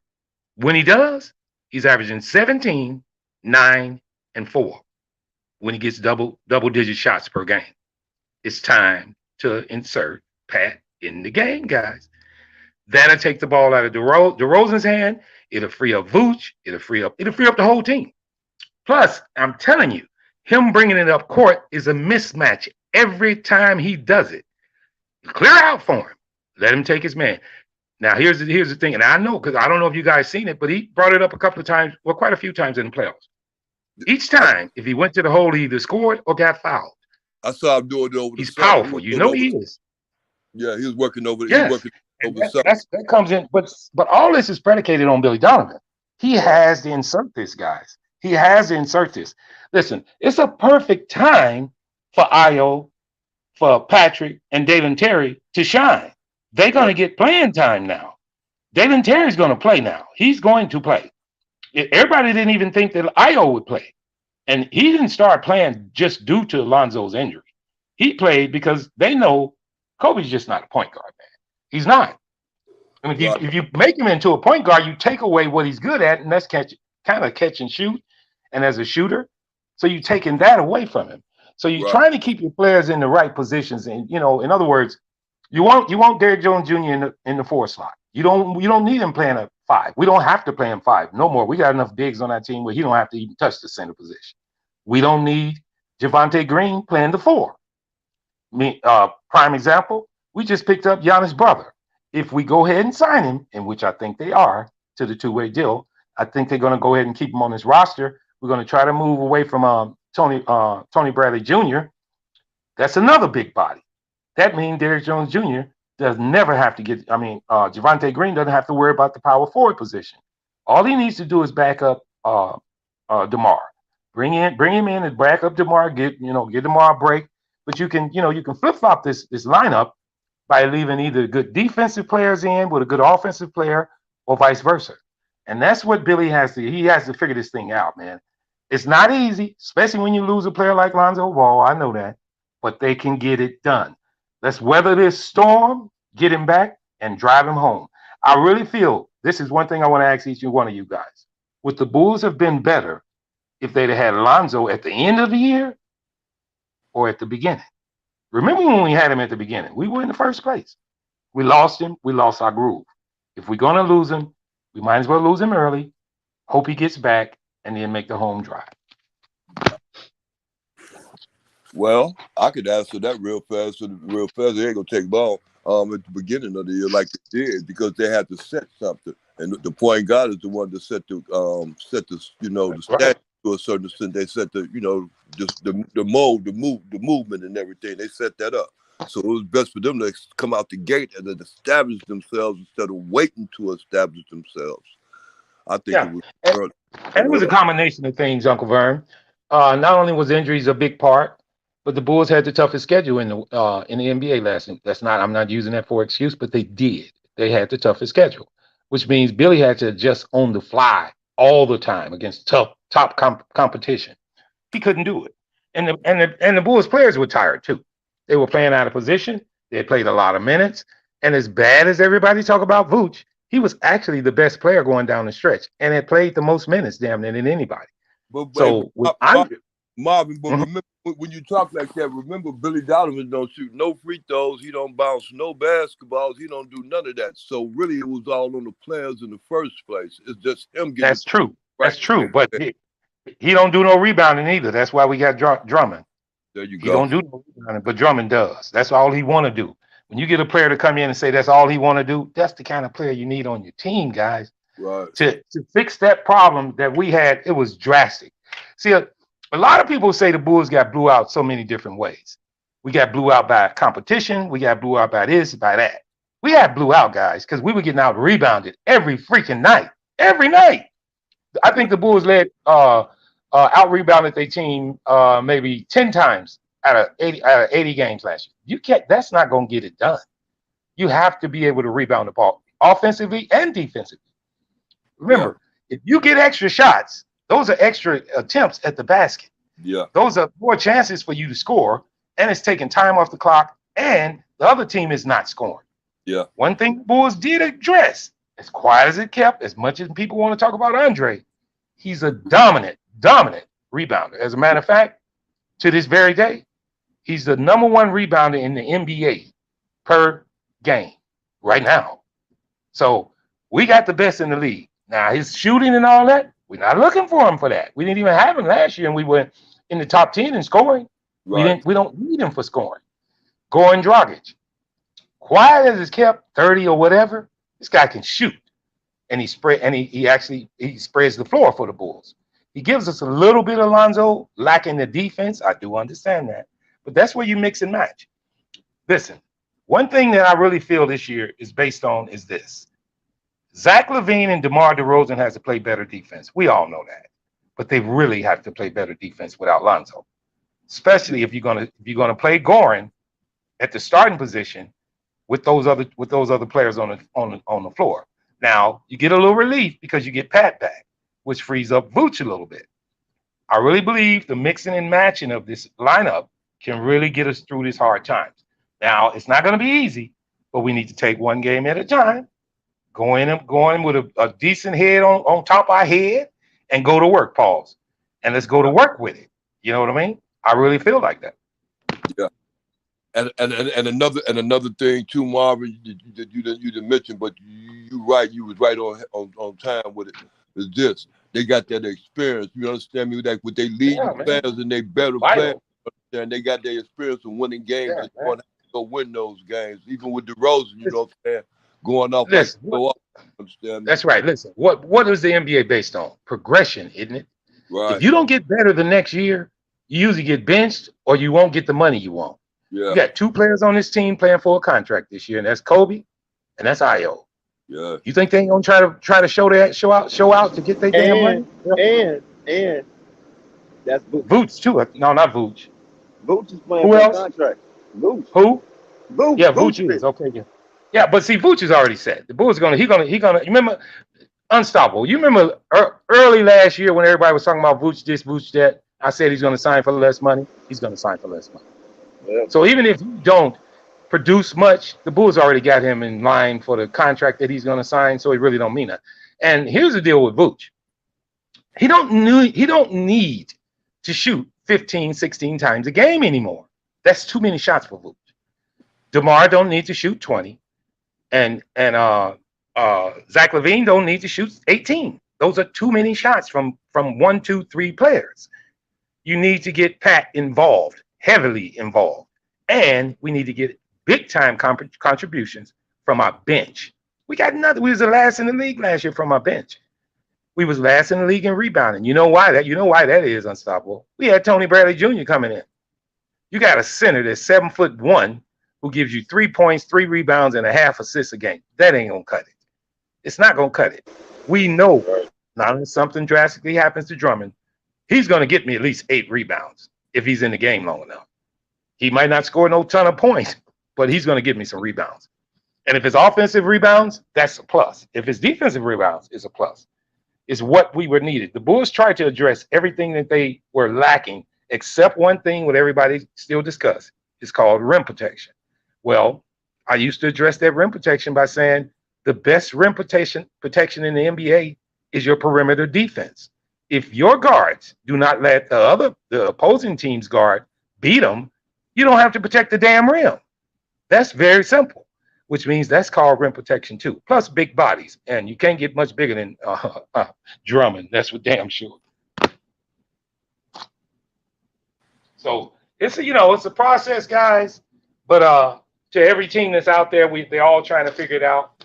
I'm not tooting my horn about the Bulls. I feel as more confident as I did last year. This year coming in, first of all, because hopefully COVID doesn't, knock on wood, COVID doesn't strike, and the guys can stay healthy, and we can get Lonzo back. But I think this year it's a blessing in disguise for Io. Listen, this is his money making year, guys. And is what kind of scares me a little bit unstoppable is this. If he shows out, Io, he's gonna be a problem to sign because other teams are gonna want him like a mug. So I want him to shine, but it might cause probably it's gonna make Caruso expendable. I really believe that. I think they should be able to get him if they sign him up to the shoot. I just had it and forgot it. Damn it. Yeah, and luckily, the salary cap is going up in this TV deal, so it's going to be more money out there. So luckily, we'll have that in our favor also. But I mean, it's a process, guys. Like I said, but if you look at they starting lineup without Lonzo Ball right now, I wouldn't rank them in the top 5. Well, I would rank them. I would put them 5th. But that's with a long bench. Now I'm telling you, when that bench mob come in for us, that's a defensive squad. That's going to be a defensive juggernaut. If we can maintain with that second unit, and then run some proper offense with Goran or either Io, and then having Caruso. Wherever you have Goran, you want to have Caruso with him. I believe that covers him up a little bit. So I believe the starting position goes to Io, which means you're going to have to suffer a little bit on that defensive side. That's why I just mentioned Zach. He's got to get his defensive game up. Io will hold his own on his defense, but we're going to need a little help, man. They got to hold a man. And then if you're not going to play Drummond with Vooch, then you're going to have the same thing going on. These guys are going to be getting beat, and Vooch just doesn't cover the rim well. So I think, if you go back to some of their games, man, and look at the games, they were in a lot of those games until they bench come in, and they just couldn't get much done. And then if you look at the offensive rebounds, I was just going crazy last year watching how many offensive rebounds. I actually noted it, how many times the Bulls got out-rebounded. I don't have it in front of me, but we got rebounded quite a bit last year. So hopefully we can get that, we can get some good rebounds. And you know what? If we're hitting our shots, we ain't got to rebound nothing. Defense is better. Everything is better. How about that? Marv, Go ahead, Purple. what did you think about the ESPN and the CBS list for the top 100 players? Same thing. I think about them all the time. I don't even watch their ads. Listen, they end up making money. And just like somebody just said, Billy Donovan don't play a damn second on the floor. They don't either. All they do is talk. They were some of the main ones talking about Kyrie was going to LA. Where is he? They were some of the main ones saying that KD was going. Where is he? Come on, man. They do that for clicks. Now, some of them know what they're talking about, but they be in perspective. But when they start saying these players are better than those players, I think us as fans judge them better than they do, because we really study our players. They supposed to be for everybody in the league. Well, I ain't for everybody, and I'm not biased about my players. I think Zach LaVine is the number 1, 2, 3 shooting guard in the NBA, and I know I ain't lying. He is. He's top 3. Who's the other two guards? Well, I actually have him. The only person that I see better than him, and I fight to even say that, is Devin Booker. Now, they got him at second, actually. And then as much talk about DeMar as you want, as much talk as everybody want to talk about it. He was 3rd in the league in field goal percentage at his position. He shoots high percentage shots. That's why Billy stayed with him so long. If you're getting high percentage shots, miss or hit or miss, it's still a good shot. Listen, when the game is on the line, it's better to get a ball to DeMar than it is to Zach.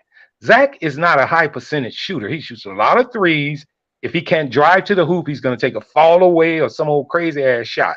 Right. DeMar knows how to get to that good shot or either draw a foul. Right. You want that player on your team.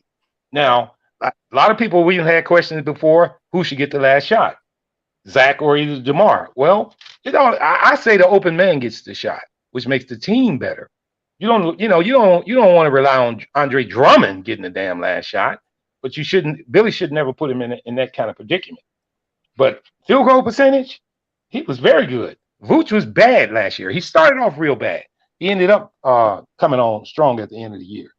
But Io, I So mean, listen, with Lonzo being out, Io has to put this team on his back and tell him to come on with it.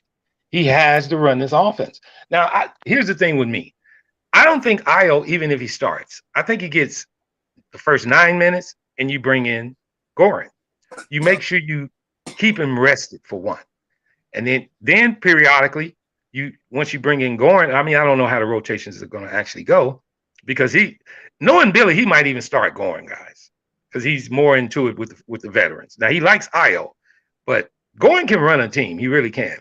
If we all can remember, he ran the Brooklyn Nets. He didn't do very much far as scoring, but he ran the Brooklyn Nets when he was on that team. So he is a true point guard, which back to the fact that FYF was stating. And he's definitely right about that. All players are not meant to be point guards. You can think you are, but no, it's something in it. Players have that to be that point guard. A rare occasion of a great scoring point guard was Derrick Rose. He had both qualities. You rarely get that. And I'm gonna say this, and I'll let you guys go. If Lonzo Ball was healthy and he wanted to get points, he would be the top point guard in the NBA because he can score, and he's a hell of a damn playmaker. Yeah, I agree. And another, well, this is what I was going to ask you too. I'm glad that you mentioned that thing too. Okay, with Dosunmu, like you said, with Dosunmu, do you see Dosunmu being that kind of point guard you just mentioned, that kind of in that kind of mode? Do you see Dosunmu being like that? Because I see Dosunmu being like a scoring guard. And that's what I was just going to say. I don't think the Bulls should try to make him into a point guard. I think we should use him to what we need him for now. And if we can't get Lonzo back, then I'll go to FYF and say we need to bring somebody in. I don't think you want to run with Io at the point guard trying to win a championship. He's not going to get you to a championship running the point. I can guarantee you that. Well, I'm not going to say I can guarantee you. This is only his second year. We will see after 10 games if he starts how well he handles that point guard position. I mentioned last year that he struggled against the top point guards in the league, like Drew Holidays and stuff like that. It wasn't the fact that he wasn't controlling the team, is that he seemed like he was a little out of place out there. He didn't know everything that was going on because of him being so young. But then think about it. The experience he got, he even played in the playoffs last year too, guys. He played in game 1 for us last year. And before long, he was starting. So that's how much confidence that Billy had in him and the team. They never complained about Io at all. I mean, his hustle. First of all, he's already got defense in his pocket. Now he needs to work on his offense. He needs to work on running the team. Him doing that, but I'm to your sentiment on that, Uncle Vern. No, I don't think they should even try to make him in there. You want to use him where we need him. You know, if he's capable of running the point, he did run point in college, though, if you remember. But I think his point guard abilities here in the NBA, it needs quite a bit of work. But with the team that we have, I think he's got time to do that. Yeah. Yeah, they tried to make him into a point guard out there in Illinois. Yeah. Same thing they tried to do to Kobe White. It's not going to work. Yeah. In Kobe's case, guys, I don't defend Kobe, but I do say this. Contract year, him shooting the ball better, and quiet as it kept. I didn't say it plenty of times. Kobe actually shot the ball better than he ever did in his career. It just didn't look like that because the Bulls were losing. So if he can keep up what he's doing and give us some good scoring off the bench, I think he's gonna help a lot. There's a couple of pieces on this team, man, that we banking on, not necessarily banking on, but we hoping can get better. Marko Simonovic. Marko Simonovic can really help this team. He can really help this team if he can get his game up. Well, I believe in Marco's case, he's almost afraid of the moment. You could tell when he was playing in the summer league, he felt like he's supposed to be there. But when he gets in the NBA game, he's timid. No, dude, you got to come on with it. This your third year, and they gave you a larger contract than they gave Io. You need to show up this year. He really does. Yeah, I agree. Now, it's not going to be easy. No. And that falls into every NBA team. It's not going to be easy for nobody. Ain't no cakewalk. Ain't nobody going 82-0. You can forget that. No, I posed that question once. Will an NBA team ever go 82-0? I don't think it's ever going to happen. But in the Bulls case, you address the issues you needed to address. Quiet as it kept, even though I doubted when they picked up Goran that it was in case Lonzo wasn't coming back. Well, he's not coming back yet, so it was a good deal. I'm not saying he was the only one out there we could have got, but at the price, he's a fucking steal. $2 million? That's a steal. Drummond, $2 million? That's a steal. They veterans. Yeah, and you get them at the minimum. Come on, man. You can get these players in here.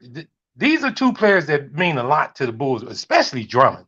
Drummond means so much to this team right now because we were getting killed on the glass last year, man. So hopefully these guys can get in and and acclimate themselves to the system. Billy can coach better. DeMar can step back a little bit. We need to keep, me, Dex, and a whole lot of other guys on the panel, including you, Vern. We had said late in the year last year that DeMar was tired. He was dead tired, man. Yeah. I mean, DeMar plays a lot of minutes. He's been doing it his whole career. It's time for him to step back a little bit. Let's give him a little break. That means we need more production out of other players. A lot of people don't say this, but I always say it. Caruso needs to score more too, guys. I mean, defense is not the only aspect of the game. The scoring is involved. And he missed a lot of open shots because, if you're not a good shooter, they're going to fade off of you, which makes it tougher for the other players on the team. So these guys need to knock down their shots and then make the whole team better. Yeah. Oh, yeah. Yeah, I agree with that. They do. I think that's what they'll do, too. Yeah, long season, tough schedule. But if you look at the Bulls' schedule, hang on one second. If you look at the Bulls' schedule, we don't have the toughest schedule in the second half this year. We actually got a pretty tough schedule at the beginning.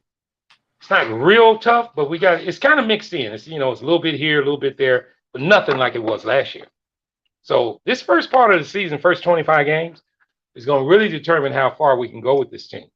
Now, health is the thing. We all know that going down the stretch. Everybody talk about how bad Brooklyn was and this and that, but they tend to forget. When Durant was healthy, the day he got hurt, they were in first place. They were 34-17 when he got hurt. Damn right. And they ended up way down because they lost 12 games in a row as soon as he got hurt. So injuries are part of the game, but they hurt your team. But then in some fashions, it can help. Meaning this, you get experience from Ayo. You get experience from Javante playing the 4, from Derrick Jones Jr. playing the 5. So you want to use that to your advantage. Meaning this, if you want to go small ball, you can use Pat at the center, and then you plug and play your players in behind it. This gives other players a chance to, get acclimated to what they're doing. Plus, you can rest Vooch. We need Vooch to be rested. I think with Drummond coming here, I think he gets his rest this year.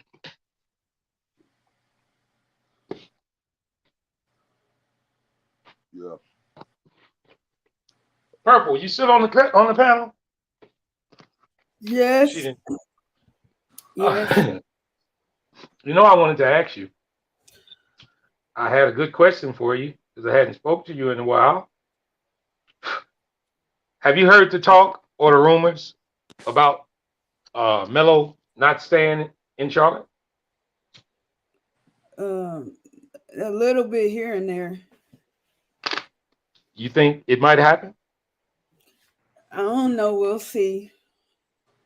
Yeah, I don't know about that myself. We'll see. I kind of wish like that if there wasn't a rule in the NBA, like as far as their contracts, because the team, no other team can give them the max money, for their rookie max. Yeah. Well, that was team protection. Don't like that rule. I kind of don't like that rule, but I understand why it was done like that. But I don't like that. Well, it was implemented for the lower market teams. Yeah, I know that's why. Yeah, to keep them competitive. It's kind of fair. Don't get me wrong. You don't want to get back to the days when the Yankees were buying all their championships. The person with the most money gets the best team. It's kind of unfair. So, I mean, it is what it is, and we got to go by the rules as they sit right now. So, but how about that young team in Detroit? Are they building? Are they building to play now, or are they just toying around? That's why I told people. I said I think they can get 35 games this year. Hey man, that team is going to be damn scary once they get their continuity. That team is going to be very athletic, and it's deep now. Well, they just gave up 2 players. Did they give up 2 players to get Bogdanovich? I think they did, which kind of puts a damper on the Lakers getting him, I guess. And back to my sentiment, I say it all the time. All this talk, Bogdanovich and all these guys going to the Lakers. Where'd he go? Detroit. Not one time if anybody thought he was going to Detroit. So Yeah. what you hear, don't believe. What you see, you need to believe it. Because what just happened is he went to Detroit and not LA. I think Unstoppable must be backstage if Flight can hear us. Oh, is he? I think so. Flight, if you can hear me, I think Unstoppable is backstage. Yeah. I mean, that's that old sentiment of, when trade rumors start flying, I don't know if these guys do that intentionally. That's why I never comment on many trades. And I don't have to comment on them too often any damn way. The Bulls ain't gonna pull too many triggers. They damn own it too damn cheap. And where they sitting right now, he do not want to be in no luxury. So Conley was a definite no. And then I don't see another point guard out there. As a matter of fact, I just don't see us even having to pick up another point guard. We got enough point guards on the team. When we picked up Dalen Terry, Goran Dragic, everybody's like, well, damn, why you getting another guard? So they felt we had too many then. I believe we'll be okay with who we got. But that Detroit team, come on, man. I mean, that team is going to be exciting to watch. Yeah. I told you that's what I'm watching this season because the Hornets, I ain't even going to get mad about it. I'm not watching. No, the Hornets. The Hornets are in a rebuild. Well, they're in a wait and see mode. They're trying to get to their money back at the end of the year. But I just don't. If they don't do something to really please Melo, I don't know if he wants. I don't think he's attracted there. From the way they did him, it took him so long to do this and do that. Money ain't the issue with him. So I don't know. I'm not putting anything out there, and that's a ways down the road anyway. So. But the competition, not only in the East, that's every night. Now, when you play in the NBA, the competition is tough, man. So you need to be ready to play every night. Like, it's been more of a conversation had. I seen this thread on Twitter, and they was talking about to your point about LaMelo, they was talking about like how much he should average, and I think we ended up all agreeing like if he do the 25, it's not that I don't want him to get the 25 to 30 points per game, but people are gonna view him like they was viewing James Harden. I forgot what year that was.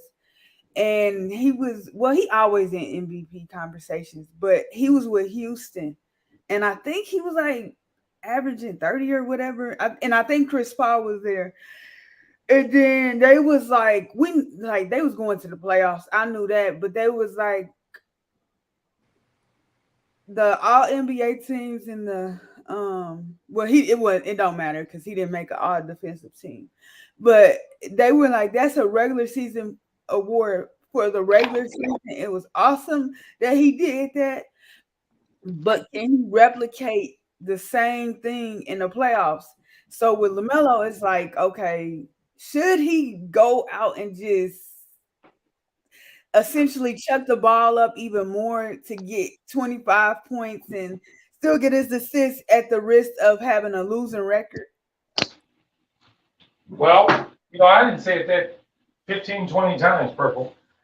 If he averages 25 points, Charlotte is losing. That means they're losing. That's just plain and simple.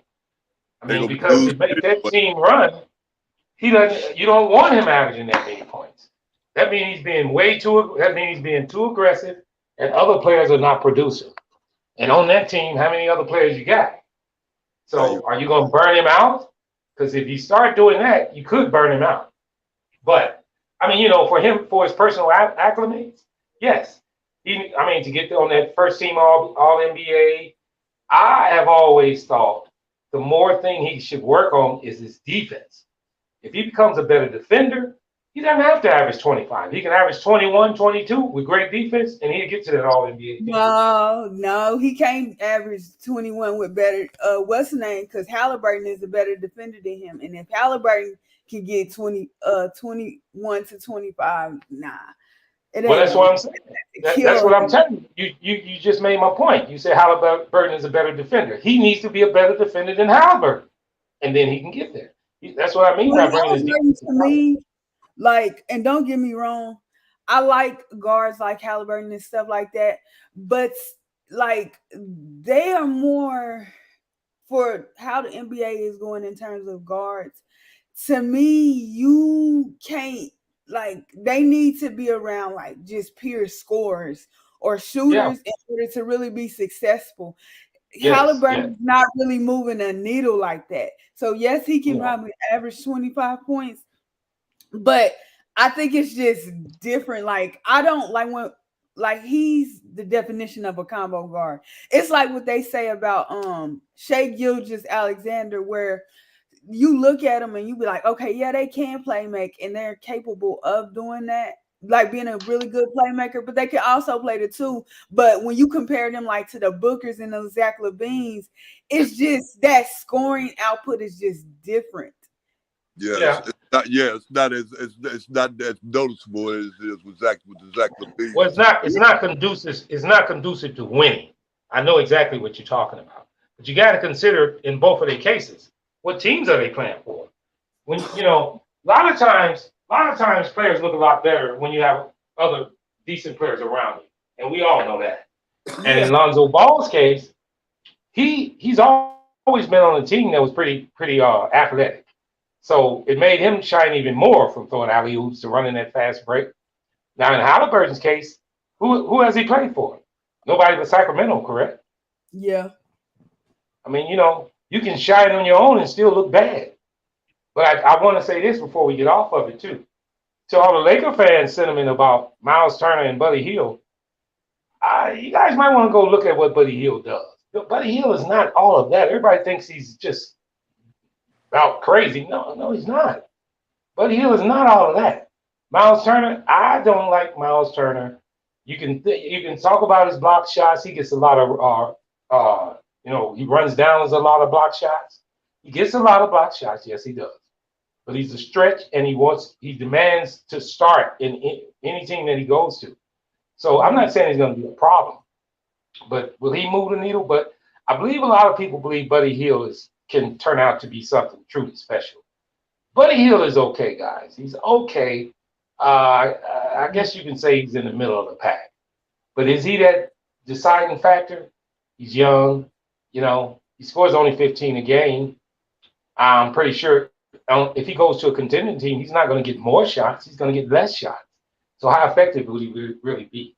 So now in Miles Turner, I guess he could fit on a couple of teams. I don't want him on the Bulls, though. First of all, the reason I don't want him is the contract. His contract is too damn high. He wants too much money, and he's not a spring chicken either. So I look at him a little different also. So the Bulls are doing some things a lot of people that's under the radar with young players, in Patrick Williams, and Ayo Dosunmu, and Marko Simonovic, and then hopefully with Dayton Terry. And quiet as it kept, Derrick Jones Jr. is not an old guy either. He's kind of young himself. So, But he been young guys acclimated. He been I'm on sorry? too many teams. Yeah, I know you're not real high on Derrick Jones. Now, this is my thing on DJJ. We need him to be, kind of explosive. We need him to, change the momentum in the game. Kind of like Caruso. He gets the crowd going. He gets steals. He's not flashy, but he does what needs to be done for winning teams. He's a key to a winning team. Huh? Yeah, we can hear you. Who said something? Well, I thought somebody said, could you hear me? Yeah, so, like I said, the Bulls are not a complete team just yet, but you got to remember, at the end of this year, we can get a couple of contracts to come. And then here's another sentiment that a lot of people keep addressing, and that's Kobe White. Now, I'm going to say this about Kobe. The Bulls say they need to get better shooting. We got it with Kobe White if he shoots the damn ball and hit the shots. The Bulls say we need rim protection.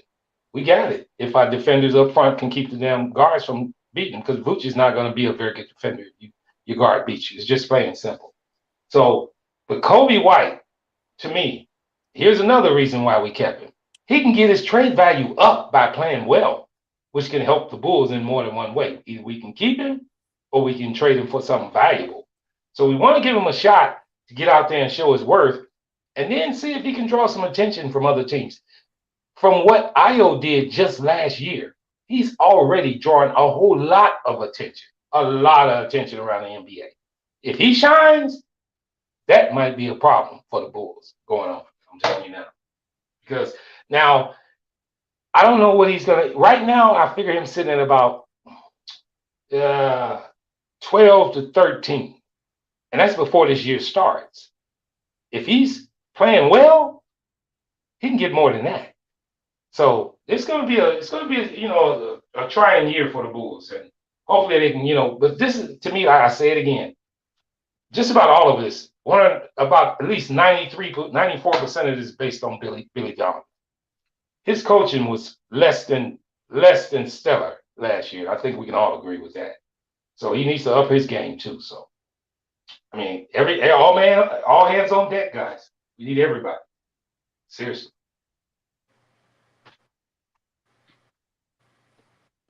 Unstoppable still backstage? No, Unstoppable. No, hell, what's up? Oh, okay. Yeah, man. So Yeah, Marvin, this shit is crazy. yeah, so I wanted to act Unstoppable. Who you got starting at point guard? Io the single. You think that's the best move? Yeah, the young buck. Yeah, he started last season. I don't know why he can't start again. You don't need So, Dragic playing all the minutes. You don't need Caruso playing all the minutes. You need to well, preserve them for the playoffs. I can say this though, Unstoppable. Just because he started don't mean he got to play a lot of minutes. We know that. Yeah, but I see him starting. He gonna Do you start. think they'll mix and match that based on the opponents they playing? You said based on the opponents they play, do I think they'll mix and match it? Yeah. Nah, You think nah. it's just going to be a set thing? I don't believe Yeah, I Billy's think so. rotation is going to. I don't believe his rotation is going to be just you go in at this time. I believe it's going to be different. I really do. I don't believe that what's the name gonna be starting. I believe Crucial gonna be starting in that A spot. lot of people think Russo's going to start. No matter of fact, I know he's gonna Nah, be. I don't think so. Well, Nah. here's the deal with that, Vern. You lose a lot of defense off of that second team if you start Caruso. A lot. I mean, you lose a lot of floor general. I mean, help with Goran on the second team if you start him, because Io, he is I don't know. I don't know if he's just a combo guard or what, but I think Caruso and Goran Dragic together is a better fit than Goran Dragic and Io, which means Caruso shouldn't start. Okay, well then you forgetting about Kobe White. Well, Kobe's going to come off the bench regardless. So, when you say that, here's the deal: all three of them are guards. Three of them should be considered. Damn near all three of them are two guards, basically. But Right. Io was point guard in college. We can say that. But Right. Kobe is more of a two guard he's a more threat scoring than Caruso. Lesser defense. We all know that. Right. Then where do you want that scoring punch? You want that off the bench. Right. Where you want to maintain the game at? Defense off the bench. Right. So I would say you keep Caruso on the bench. You start Io. I mean, I don't know this. I'm just saying. Right. I don't know this for sure, but I think he's going to mix and match this, man. I don't know if it's going to be a set rotation. Yeah, because I think some games. I heard you say earlier that you like that combination with Caruso and with Dragan, because Caruso can make up for that defense that Dragan gonna be lacking. I like that too. But I also like Kobe White being in the game with what's his name? The one that played Illinois. I like him in the game. I like him in the Yeah, game. I like him in the game with Kobe White because I know he already know how to play with Kobe White. You understand me? They got to understand it. yeah. They got a little thing going. You understand me? The way they'll play good with each other. You They understand? actually played well together last year. Yeah, Caruso is a smart player, the smart, intelligent player. He can play good with anybody, and he yeah. can hold his own. You understand Well, me? That's I mean, why you that's go ahead. another reason why I say that I see Caruso starting before your boy Ayo. Well, see, if you do that though, Vern, you're losing a defensive punch off your bench. I'm not saying he's not going to do it. I'm just saying I think he's going to do that in particular situations. I think first of all, you groomed Io last year at the point when Lonzo was hurt. What reason would you not start him now? It really isn't any reason. He didn't play bad. He played okay for a rookie. So what we're looking for is progression. Right, but see He should play better what you now. said. What you saying is not cut you out, Mark. But what you saying is the coach is going to implement Ao to the starting spot, even if he is a lesser defensive player as Caruso. Regardless of that, he's Yeah, still going to implement him just on that strength alone because they need Caruso, which is the better player, better defensive player, to be on the second stream. I don't get that's that. right. Yeah. You don't? No. Well, okay, here's the deal. If you're going to start Caruso, that means Yeah. you're bringing in Io and Goran on the second unit. Who else is on that second unit that's going to give you some pretty decent defense?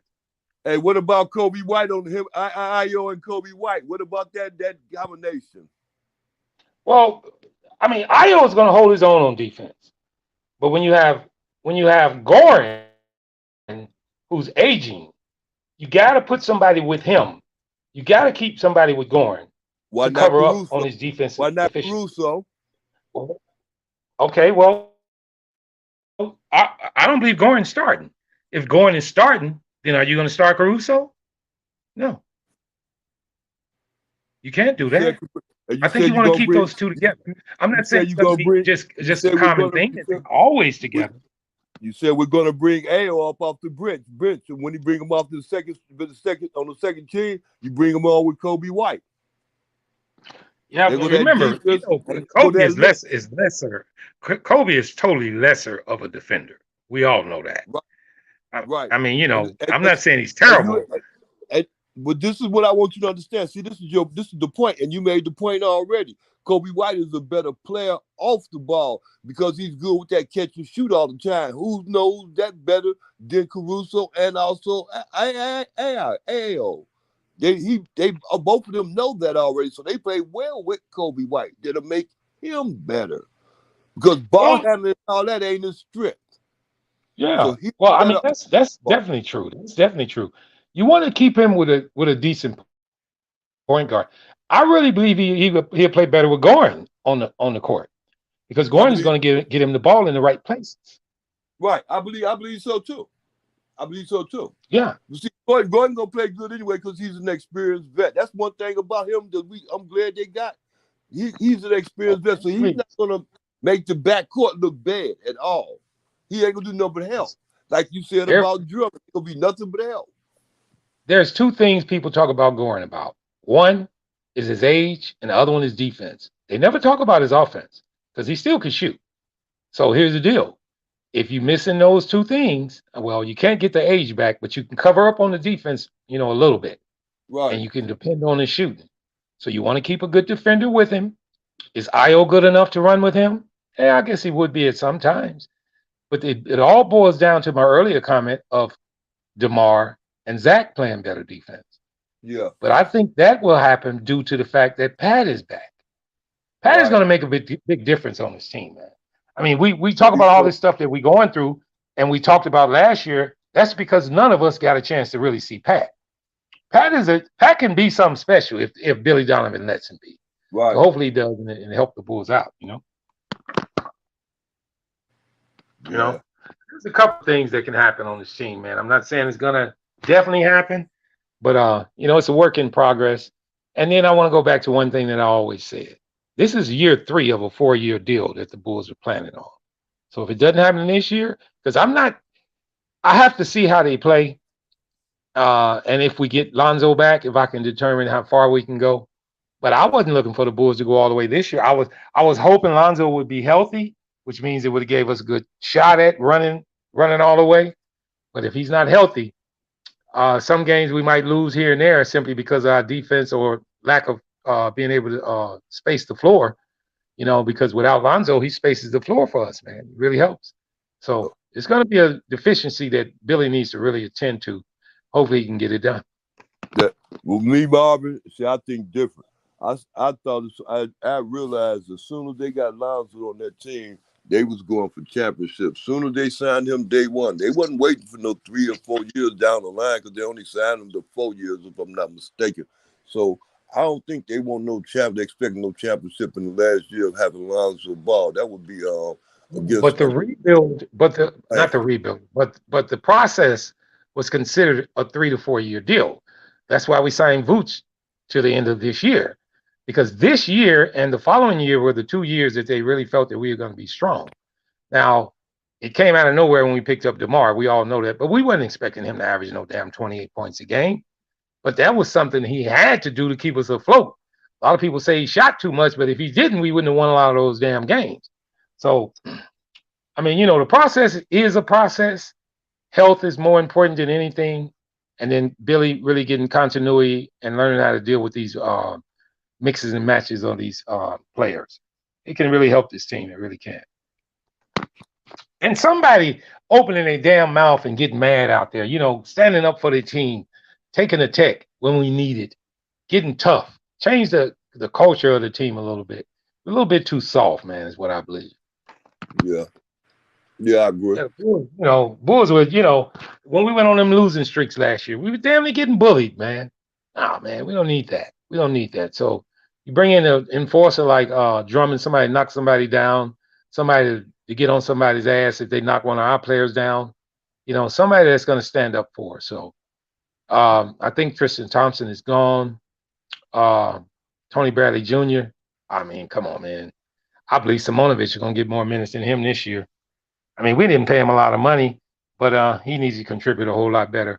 Hopefully, if this young boy come in and get more minutes, and when he gets a chance to play, maybe he'll try to play better.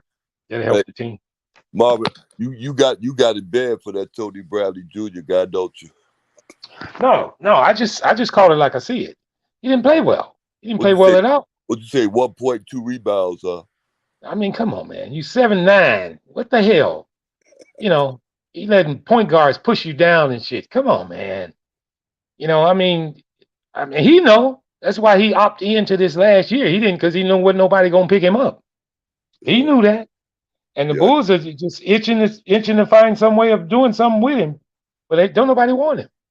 And he's young too. Yeah, he is. He's young, man. Yeah. Not to say he can't get better, but sometimes getting pushed by a young player like Simonovic coming in and playing on a team this year can make you better. Because you're looking at him take your job, so you better do something. You know what I mean? Yeah, well, if you got good game, you got good game. If you ain't got it, you really ain't got it. If you can go out and go develop it, but I mean, if you ain't developed it within the 10 or 12 years you've been playing the game, I mean, you ain't got to have no hell of a talent to hustle. That's one thing we all can hustle. If you want to hustle, I mean, Javonte Green ain't no world beater, but he hustles his ass off. That's what makes his money. Really, right now, I want to say that every player in the NBA hustle, but I'm telling you, though, that's not a true statement. That's not true, bro. That ain't true. I'm telling Come you. on, man. I mean, listen, to the veterans, they didn't put their dues in. They picked their spots. You know what I mean? Yeah. But to the young guys, you need to get out there and bust your ass all the time. Something that Io did last year. He was out there for the real last year. I understand. He was out there trying. Yeah. Because the thing, no, sorry, I could cut you off. But the thing about it, he wanted to get good. He wanted to get better. And you see, even all season, what he doing with his regimen and all that stuff. You know what I'm saying? He wanted to get better. He wanted to let it be known he getting better. I expect expect him to be real. I expect him to be real good. I expect that guy Allen to be good too with them. I expect the Bulls to be good. Marvin, see, unlike you, that's what I said. I expect him to be a champion last year, and I got dang it, I expect him to be one this year too, especially. And then the Well, year after that, it ain't no I, time. I say it like this. I never put the expectations of my team becoming champions until they can show me they can be a champion. And looking at the end of last year, they didn't show that, Vern. So if you're coming back into this season without Lonzo again, are your expectations championship again without him? I mean, your last game you play it shows how good you really are. So the Bulls weren't real good last year. They lost their last game, and every other team except Golden State did also. But the Bulls were not championship caliber without their full squad. Now picture them with their full squad with the additions that they have and the experience they had from last year. Yes, I would have that sentiment. But until we get everybody back, I'm just gonna hold my tongue on it, because if we can just, maintain, get him back, and then push forward down the stretch, that's when I make my decision. I agree. We got to get past. Nobody even knows how many games Lonzo's going to be out. They saying it could be 4, 6, 8. So what we need to do is just play ball until he gets back. And and here's the deal, it would make it a lot easier if we are winning, because we don't have to rush him back. You know what I mean? Right. Yeah. It's a lot easier, man. Yeah, but I see him winning though. I don't see him too much losing too many games. Well, it's not the fact of us losing too many games. It's us being competitive against the top teams. Right. We need to show our worth against good teams. Right. I went back and looked at a lot of the games that we lost against the top teams last year, and we were in those games, and it usually was a spurt of maybe 6-7 minutes where we got outscored 12-0 and 14-0, and before long it was blown out of proportion. And that was due to me. That was Billy Donovan, bad coaching. If you let another team do a 12-0 run on you, you're not doing real good coaching. I believe that, because you can do a whole lot of things in that. Either foul somebody to slow the momentum down, do something, or either what you do to stop runs is you need a low post threat, meaning somebody to go down in the block to draw a foul to change this momentum. Because when you're missing shots, that stuff can go on and on and on. But if you start getting fouls calls, it slows the game down, and it takes them out of their rhythm at the same time. So Billy needs to acclimate all these things in the game this year.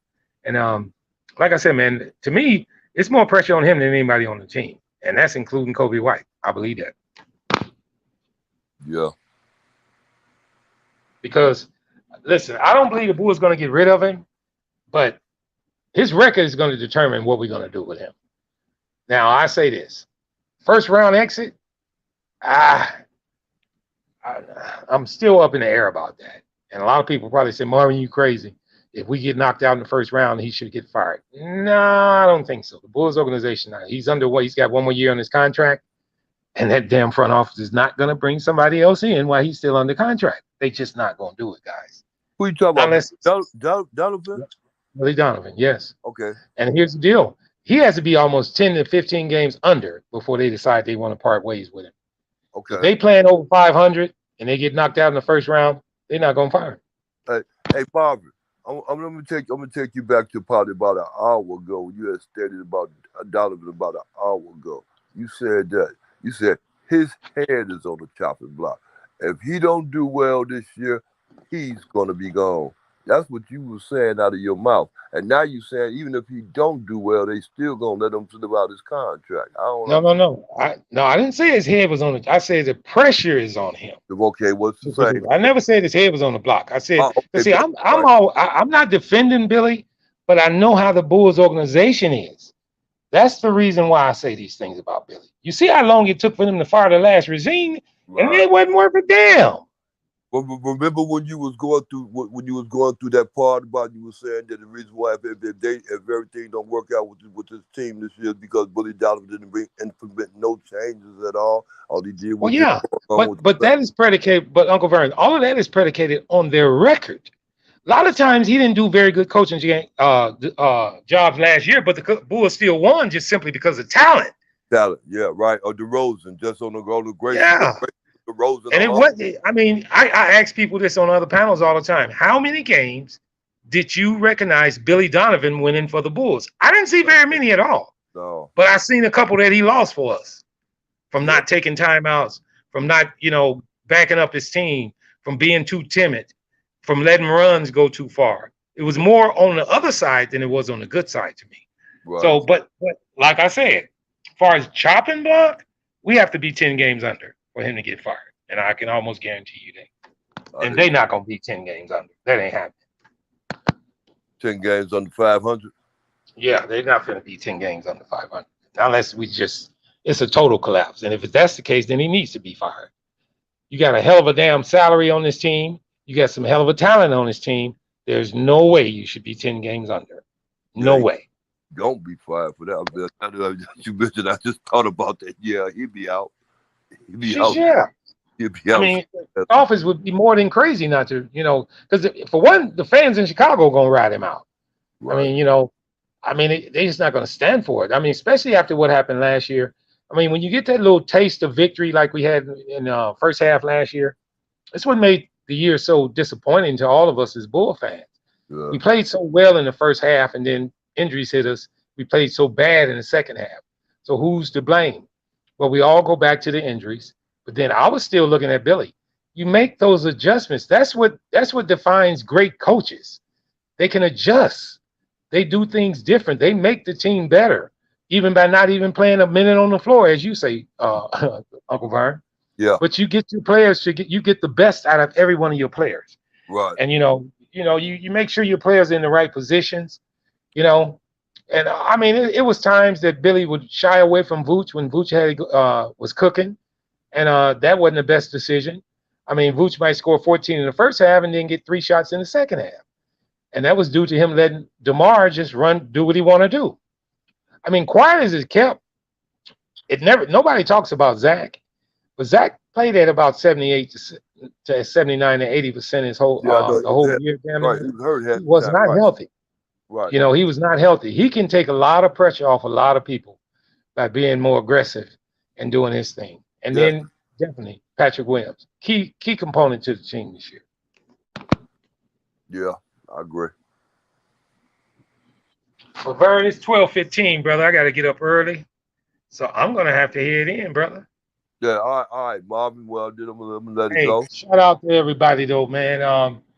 I've been just going through these classes and doing all this stuff here, so I hadn't had a chance to get on here. But I'm gonna be on here quite often from now on. But I got one more shot in the morning, and then I should be free for probably at least a week or two. So I'm gonna be back on here with you guys every night, chopping it up. You know what I mean? Yeah.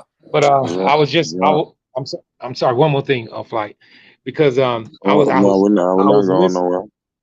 Okay, yeah, I was listening to FYF because FYI gets some great takes. I just didn't agree with him on the situation of the Bulls trying to get Conley.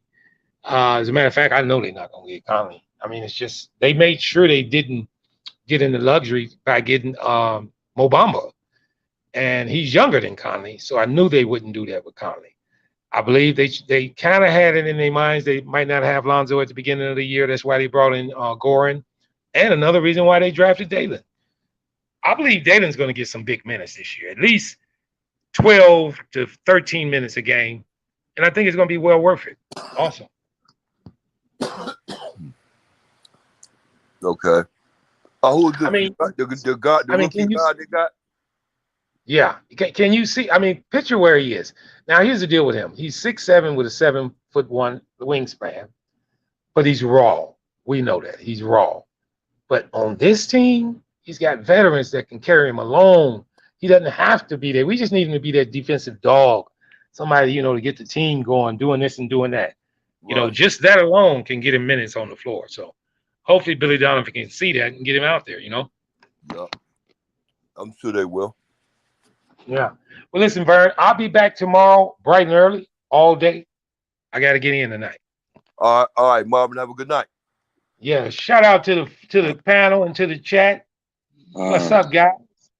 All right, Flight. I'll see you tomorrow. Yeah, flight. Yeah, the bull. Yeah, flight. Yeah, the Bulls gonna be okay, man. I think they're gonna be all right, man. They're gonna be able to throw them, I think. I don't Yeah, the think. ball's gonna be straight.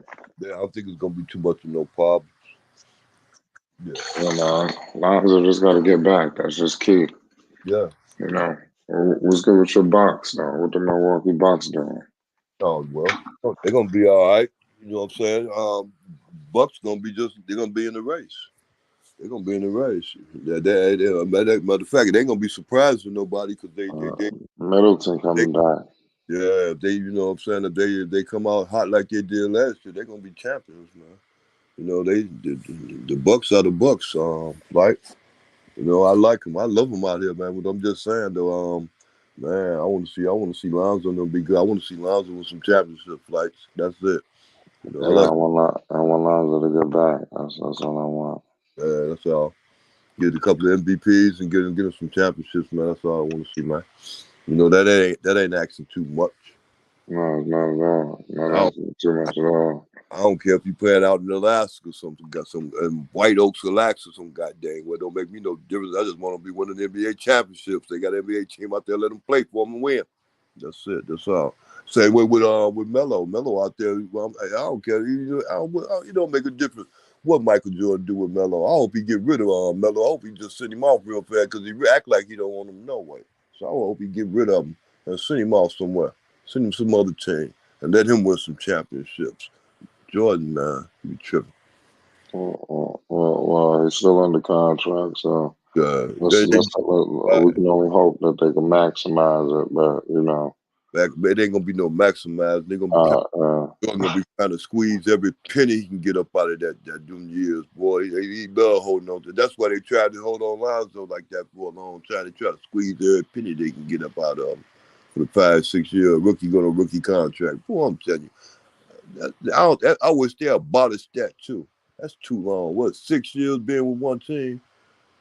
No, I don't see that. Well, unless you get traded. Yeah, right. Yeah, because most people don't turn this money down. They're gonna offer him big money.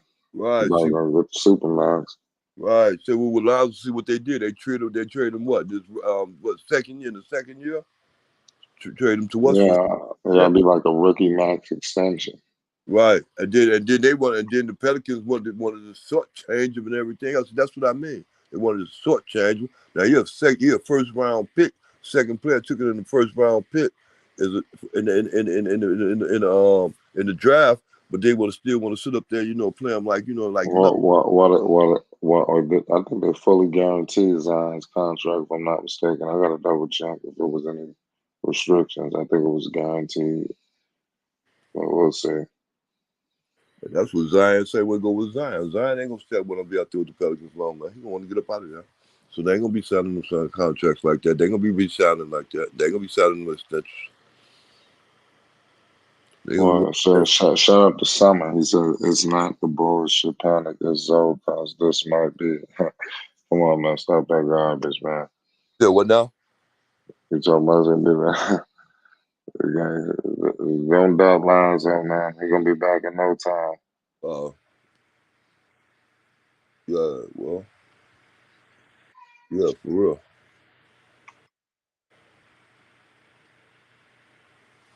It's crazy. We about to get up out of here, Uncle Van. We're gonna pull back up tomorrow. Salute to the chat. Everybody, man, we appreciate y'all, man. It's Flight Sports TV. We'll be back tomorrow. Flight Sports TV, man. That's my dude. I rolls with him. You heard what the man said. It's Flight Sports TV. Hey.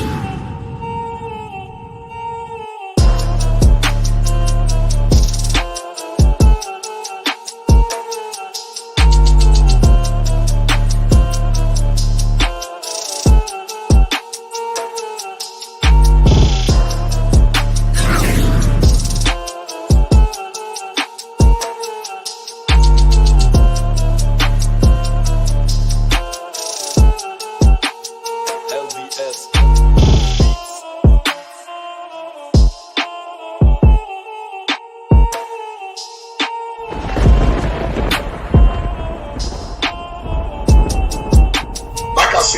Sports TV.